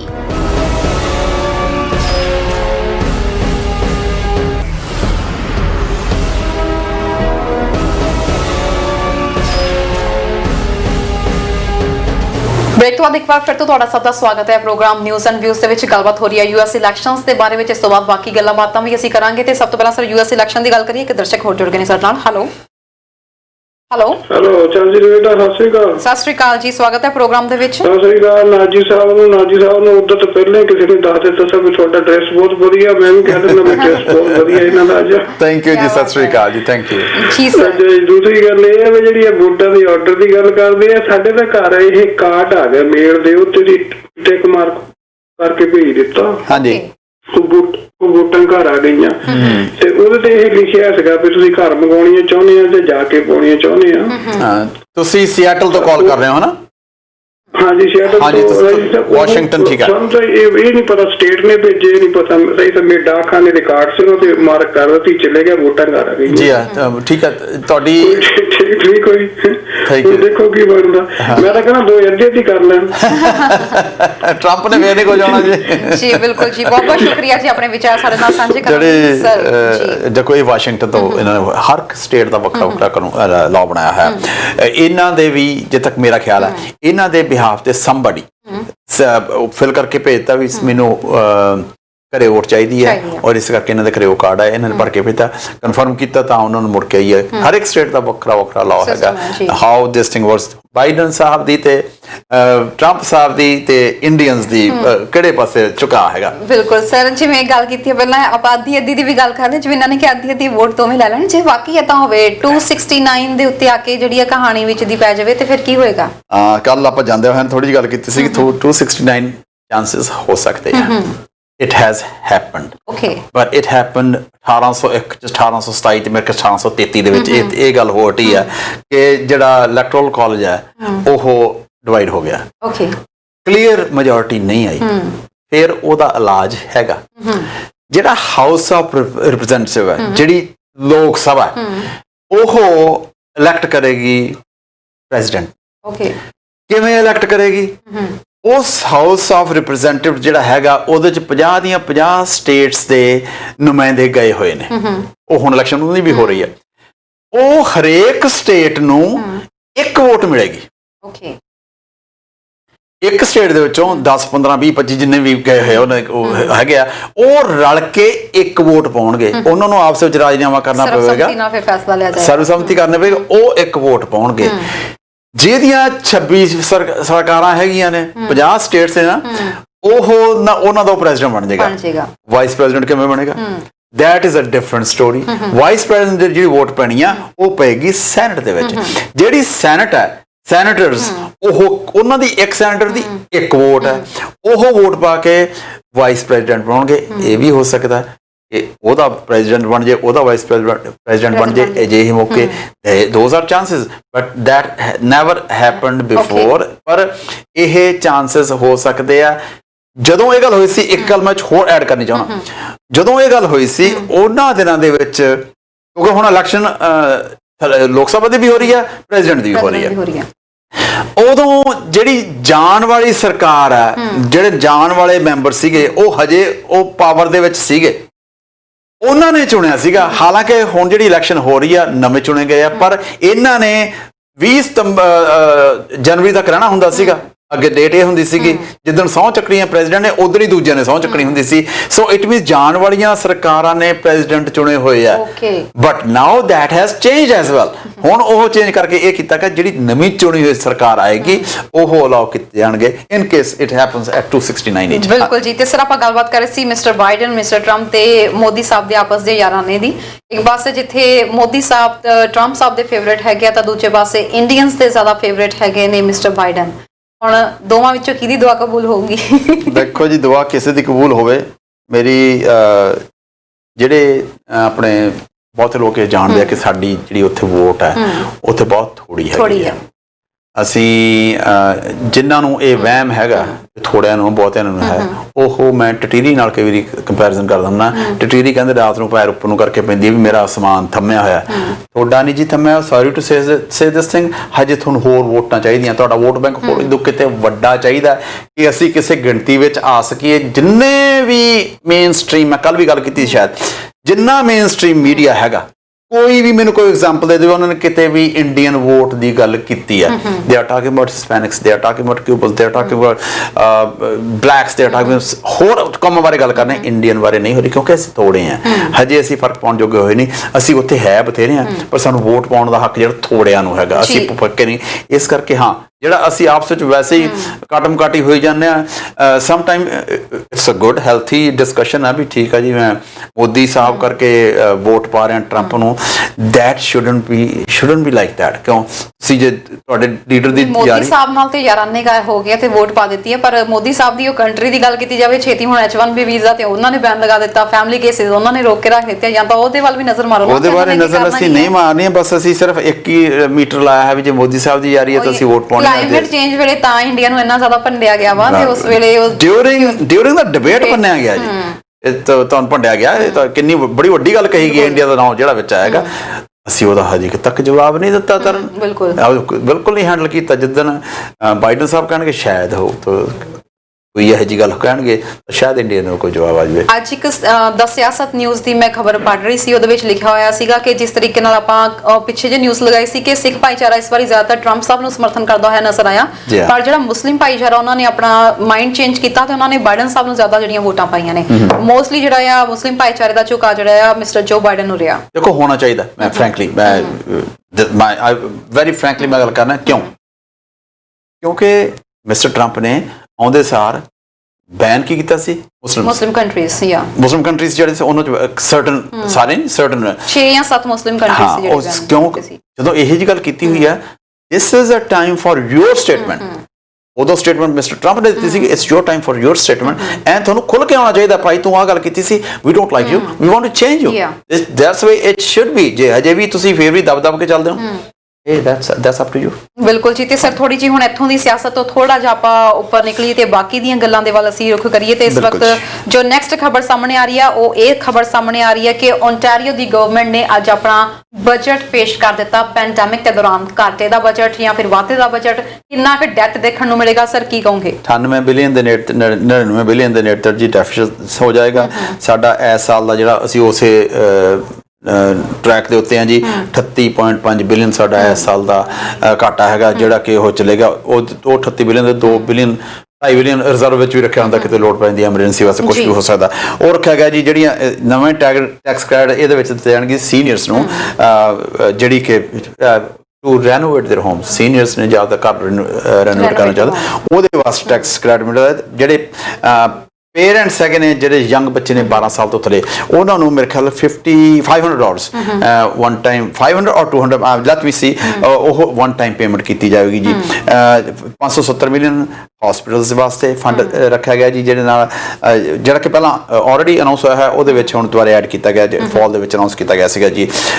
ਇਸ ਤੋਂ ਬਿਨਾਂ ਜੀ ਜਿਹੜੀ ਗ੍ਰੋਸ ਡੋਮੈਸਟਿਕ ਪ੍ਰੋਡਕਟ ਹੈਗੀ ਕਹਿੰਦੇ ਜੀ ਸਾਡੀ ਔਨ ਟਰੈਕ ਹੈ 6.5% ਦੇ ਉੱਤੇ ਹੈਗੀ ਜੀ। ਅਨਪਲੋਇਮੈਂਟ ਜੀ ਇਸ ਵੇਲੇ 3,19,000 ਘੱਟ ਹੈ ਉਹ। ਹਾਂਜੀ ਇਹਨੂੰ ਸਾਨੂੰ ਹੋਰ ਜੌਬ ਸਾਨੂੰ ਇੰਨੀਆਂ ਚਾਹੀਦੀਆਂ ਨੇ ਜੀ। 187 ਬਿਲੀਅਨ ਦਾ ਫਿਸਕਲ ਈਅਰ ਹੈ ਜੀ। 187 ਬਿਲੀਅਨ ਜਿਹੜਾ ਸਾਡਾ ਖਰਚਾ ਉਹ ਚੋਂ 12.5 ਬਿਲੀਅਨ ਤਾਂ ਅਸੀਂ ਇੰਟਰਸਟ ਹੋਈ ਦੇਣਾ ਤਰਨ ਇੰਨਾ ਸਾਡੇ ਤੇ ਪੈ ਰਿਹਾ, ਪਰ ਕੀ ਕਰ ਸਕਦੇ ਹਾਂ ਜੀ। ਇਸ ਤਰ੍ਹਾਂ ਦੀਆਂ ਹੋਰ ਕਈ ਗੱਲਾਂ ਹੈਗੀਆਂ ਨੇ, ਬਟ ਇਟਸ ਜਿਹੜੇ ਇਹਦੇ ਨਤੀਜੇ ਹੈਗੇ ਨੇ ਐਕਚੁਅਲੀ ਵੀ ਕਦੋਂ ਫਰਕ ਪਏਗਾ ਇਹਦਾ ਤਾਂ ਅਖੀਰ ਜਦੋਂ ਅਸਰ ਹੋਣ ਲੱਗੇਗਾ ਉਹਦਾ $200 ਦੀ ਹੈ ਜੀ ਪੇਮੈਂਟ ਜਿਹੜੀ ਸੀ। ਮੈਂ $500 ਗਿਆ ਸੀ, $200 ਦੀ ਪੇਮੈਂਟ ਸੀ ਕ੍ਰਿਸਮਸ ਤੋਂ ਪਹਿਲਾਂ ਉਹ ਤੁਹਾਨੂੰ ਸਾਰੀ ਦਿੱਤੀ ਜਾਏਗੀ ਜੀ। ਜਿਹੜੇ ਬੱਚਿਆਂ ਨੂੰ ਸਪੈਸ਼ਲ ਨੀਡਸ ਵਾਲੇ ਹੈਗੇ ਨੇ ਬੱਚੇ, ਕਈ ਵਾਰੀ ਜ਼ਰੂਰਤ ਹੁੰਦੀ ਹੈ, ਹੈਲਪ ਦੀ ਹੁੰਦੀ ਹੈ, ਉਹਨਾਂ ਨੂੰ $250 ਇੱਕ ਪੇਮੈਂਟ ਦਿੱਤੀ ਜਾਏਗੀ ਸੀ, ਜਿਹੜਾ ਕਿ ਤਕਰੀਬਨ $380 ਮਿਲੀਅਨ ਆਪਾਂ ਨੂੰ ਕਾਸਟ ਕਰੇਗਾ। ਹਾਈਡਰੋ ਯੂਜ਼ਰਸ ਜਿਹੜਾ ਇੰਡਸਟਰੀਅਲ ਫੈਕਟਰ ਹੈਗਾ ਉਹ 'ਚ $1.3 ਬਿਲੀਅਨ ਦਾ ਉਹਨਾਂ ਨੂੰ ਡਿਸਕਾਊਂਟ ਦਿੱਤਾ ਜਾ ਰਿਹਾ। ਐਜੂਕੇਸ਼ਨ ਟੈਕਸ ਦੇ ਉੱਤੇ ਘੱਟ ਅੱਗੇ ਬਿਜ਼ਨਸ ਜਿਹੜੇ ਐਜੂਕੇਸ਼ਨ ਟੈਕਸ ਹੁੰਦਾ ਜੀ ਉਹ 0.88% ਅੱਗੇ ਨਾਲੋਂ ਉਹਨਾਂ ਨੂੰ ਘੱਟ ਹੋਏਗਾ ਜੀ। ਇਸ ਤਰ੍ਹਾਂ ਦੀ ਬਹੁਤ ਸਾਰੀਆਂ ਗੱਲਾਂ। ਬਾਕੀ ਜਿਵੇਂ ਇਹਦੇ ਅਸਰ ਹੋਣਗੇ ਆਪਾਂ ਉਹਦੇ ਬਾਰੇ ਗੱਲ ਕਰਾਂਗੇ ਜੀ। ਅੱਜ ਬਜਟ ਪੇਸ਼ ਹੋਇਆ ਜੀ ਓਨਟਾਰੀਓ ਦੀ ਤਾਂ ਇਹ ਗੱਲ ਰਹੀ, ਪਰ ਪੈਂਡੈਮਿਕ ਦੇ ਦੌਰਾਨ ਜਿਸ ਤਰੀਕੇ ਨਾਲ ਫੈਡਰਲ ਸਰਕਾਰ ਨੂੰ ਘਾਟਾ ਪਿਆ ਤੇ ਹੁਣ ਸਰਕਾਰ ਹੌਲੀ-ਹੌਲੀ ਕਰਕੇ ਟੈਕਸਸ ਵਧਾ ਕੇ ਇਸ ਚੀਜ਼ ਨੂੰ ਹੁਣ ਘਾਟਾ ਪੂਰਾ ਕਰਨ ਦੀ ਕੋਸ਼ਿਸ਼ ਕਰੇਗੀ।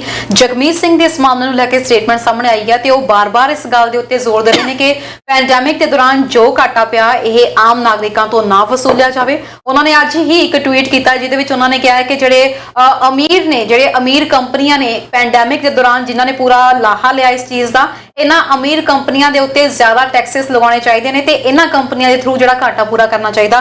ਸਰ ਇਨਡਾਇਰੈਕਟ ਵੇ ਨਾਲ ਉਹਨਾਂ ਨੇ ਨੈਟਫਲਿਕਸ ਤੇ ਐਮਾਜ਼ਨ ਵਰਗੀਆਂ ਕੰਪਨੀਆਂ ਨੂੰ ਟਾਰਗੇਟ ਕੀਤਾ ਹੈ। ਬਿਲਕੁਲ ਤਰਨ, ਦੇਖੋ ਇਹ ਕਹਿਣਾ ਬੜਾ ਸੌਖਾ ਹੈ,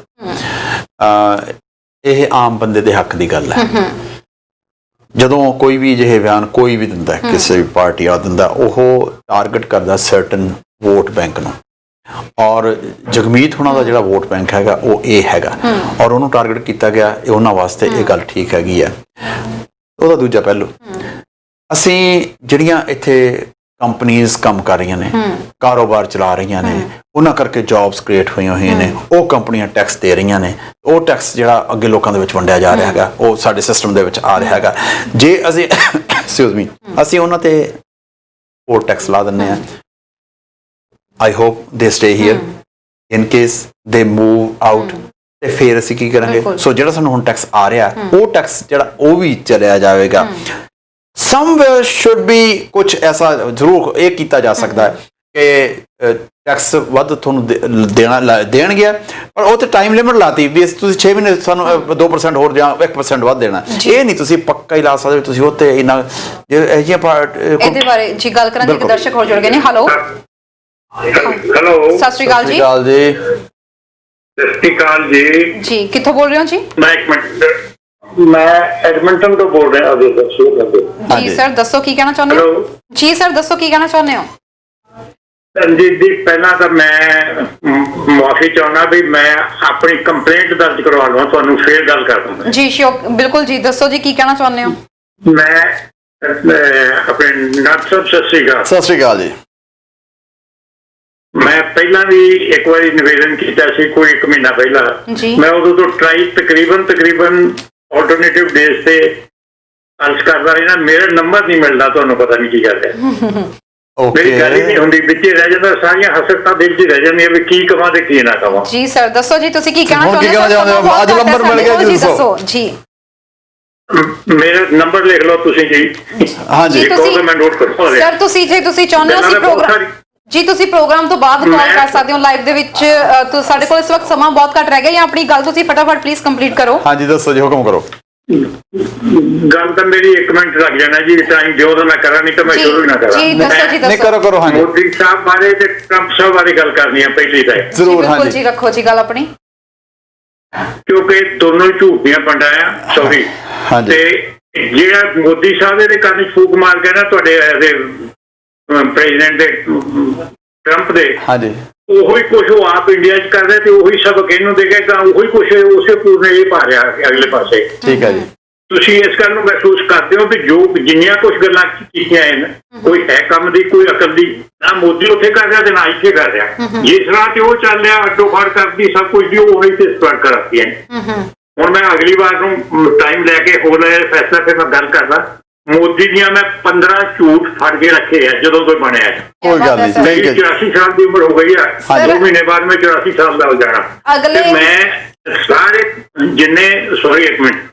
ਜਿੰਨੇ ਵੀ ਪ੍ਰਾਈਮ ਮਿਨਿਸਟਰ ਹੋਏ ਇੰਡੀਆ ਦੇ, ਉਹਨਾਂ ਬਾਰੇ ਸਾਰਿਆਂ ਦੀ ਤਕਰੀਬਨ ਜਾਣਕਾਰੀ ਹੈ ਮੈਨੂੰ। ਮੈਂ ਪੋਲਿਟਿਕਸ ਵੀ ਇੰਡੀਆ 'ਚ ਹਿੱਸਾ ਲਿਆ, ਐਜੂਕੇਸ਼ਨ ਡਿਪਾਰਟਮੈਂਟ ਸੀ ਜੀ ਸਰ। ਇਹਦੇ ਨਾਲ ਦਾ ਮਾੜਾ, ਝੂਠਾ ਤੇ ਬੇਈਮਾਨ ਪ੍ਰਾਈਮ ਮਿਨਿਸਟਰ ਹਿੰਦੁਸਤਾਨ 'ਚ ਕੋਈ ਨਹੀਂ ਹੈ। ਥੈਂਕ ਯੂ ਜੀ ਜੀ, ਸਰ ਥੈਂਕ ਯੂ ਜੀ। ਅਗਲੇ ਹਫਤੇ ਅਸੀਂ ਕੋਸ਼ਿਸ਼ ਕਰਾਂਗੇ ਨੈਕਸਟ ਵੀਕ ਦੇ ਵਿੱਚ ਅਸੀਂ ਭਾਰਤ ਦਾ ਟੌਪਿਕ ਲੈ ਕੇ ਆਵਾਂਗੇ ਤੇ ਭਾਰਤ ਦੇ ਮੌਜੂਦਾ ਮੁੱਦਿਆਂ ਉੱਤੇ ਗੱਲਬਾਤ ਕਰਾਂਗੇ। ਤੁਹਾਨੂੰ ਉਦੋਂ ਪੂਰਾ ਖੁੱਲਾ ਟਾਈਮ ਦਿੱਤਾ ਜਾਏਗਾ। ਜਿਹੜੇ ਝੂਠ ਤੁਸੀਂ ਫੜੇ ਨੇ ਉਹਨਾਂ ਝੂਠਾਂ ਦੇ ਬਾਰੇ ਤੁਸੀਂ ਵਿਸਥਾਰ ਨਾਲ ਉਦੋਂ ਜਾਣਕਾਰੀ ਦਿਓ। ਸ਼ੁਕਰੀਆ ਜੀ ਫਿਲਹਾਲ ਜਾਣਕਾਰੀ ਲਈ। Thanks for your call ਜੀ। so much।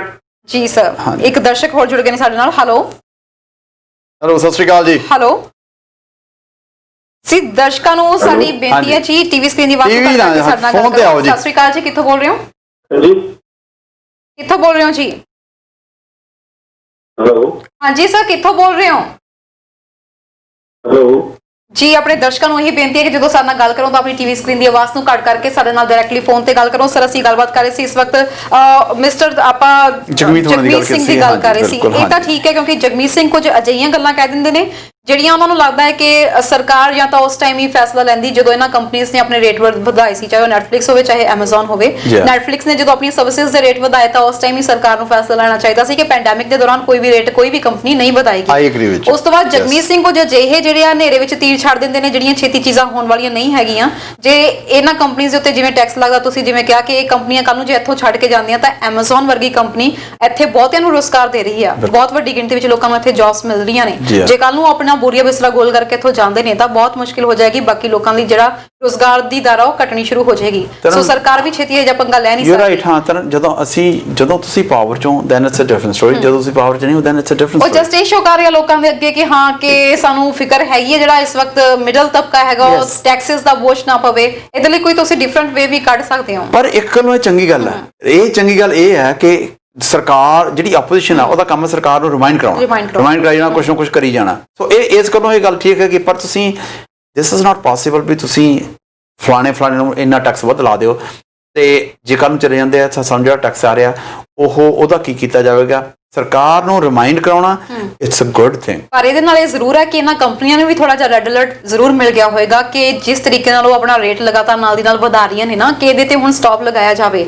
ਇਸ ਦੇ ਉੱਤੇ ਸਰਕਾਰ ਦੀਆਂ ਵੀ ਨਜ਼ਰਾਂ ਹੈਗੀਆਂ ਨੇ, ਵਿਰੋਧੀਆਂ ਦੀਆਂ ਵੀ ਨਜ਼ਰਾਂ ਹੈਗੀਆਂ ਨੇ। ਜਿਹੜਾ ਕਿਸੇ ਨੇ ਵੀ ਰੇਟਸ ਵਧਾਏ ਨੇ ਇਹ ਸਰਕਾਰ ਦਾ ਉਸ ਵੇਲੇ ਫਰਜ਼ ਬਣਦਾ ਸੀਗਾ ਕਿ ਅਸੀਂ ਤਾਂ ਲੋਕਾਂ ਨੂੰ ਕੈਸ਼ ਦੇ ਰਹੇ ਹਾਂ, ਰਿਬੇਟ ਦੇ ਰਹੇ ਹਾਂ ਤੇ ਤੁਸੀਂ ਕਿਹੜੇ ਬੇਸ ਦੇ ਉੱਤੇ ਠੀਕ ਆ ਤੁਹਾਡੀ ਸਰਵਿਸਿਜ਼ ਵਧ ਗਈਆਂ ਨੇ। ਜੇ ਸਰਵਿਸ ਵਧ ਗਈਆਂ ਨੇ ਤਾਂ ਕੋਈ ਐਸੀ ਗੱਲ ਨਹੀਂ, ਹੁਣ ਤੱਕ ਤੁਸੀਂ ਬਹੁਤ ਪੈਸਾ ਬਣਾਇਆ। ਤਾਂ ਹੁਣ ਸਾਰਿਆਂ ਦੇ ਨਾਲ ਜਦੋਂ ਜਸਟਿਨ ਟਰੂਡੋ ਸਾਹਿਬ ਇਹ ਕਹਿੰਦੇ ਨੇ ਵੀ ਆਰ ਇਨ ਟੂਗੇਦਰ, ਇਹਦੇ ਚ ਇਕੱਲੇ ਬੰਦੇ ਨਹੀਂ ਹੈ। These all the big corporations we in together. ਅਸੀਂ ਹੁਣ 에ਅਰ ਕੈਨੇਡਾ ਨੂੰ ਅਸੀਂ ਮਦਦ ਕਰਨਾ, ਟੈਕਸ ਪੇਅਰਸ ਨੇ ਪੈਸੇ ਦੇਣਾ, 에ਅਰ ਕੈਨੇਡਾ ਦੀ ਮਦਦ ਕਰਨੀ ਹੈ। When we are in together everybody, ਤਾਂ ਸਾਨੂੰ ਰਲ ਕੇ ਚੱਲਣਾ ਪਏਗਾ। ਉਹ ਸੋਚ ਕੇ ਚੱਲਣਾ ਪਏਗਾ ਕਿ ਤੁਸੀਂ ਸਾਡੀ ਗਵਰਨਮੈਂਟ ਨੇ ਅੰਟਾਰੀਓ ਗਵਰਨਮੈਂਟ ਨੇ ਰਿਬੇਟ ਦਿੱਤਾ ਸੀਗਾ ਹਾਈਡਰੋ ਦੇ ਉੱਤੇ। So that's way should be. ਬਿਲਕੁਲ ਜੀ। ਤੇ ਹੁਣ ਆਪਾਂ ਥੋੜਾ ਜਿਹਾ ਯੂਕੇ ਦਾ ਰੁਖ ਕਰ ਲਈਏ। ਯੂਕੇ ਦੇ ਵਿੱਚ ਸਿੱਖ ਭਾਈਚਾਰਾ ਇਸ ਵਕਤ ਉੱਥੋਂ ਦੀ ਸਰਕਾਰ ਦੇ ਜੋ ਸਰਕਾਰ ਨੇ ਕਦਮ ਚੁੱਕੇ ਨੇ ਪੈਂਡੈਮਿਕ ਨੂੰ ਲੈ ਕੇ ਉਹ ਤੋਂ ਕੋਈ ਬਹੁਤਾ ਖੁਸ਼ ਨਜ਼ਰ ਨਹੀਂ ਆਇਆ।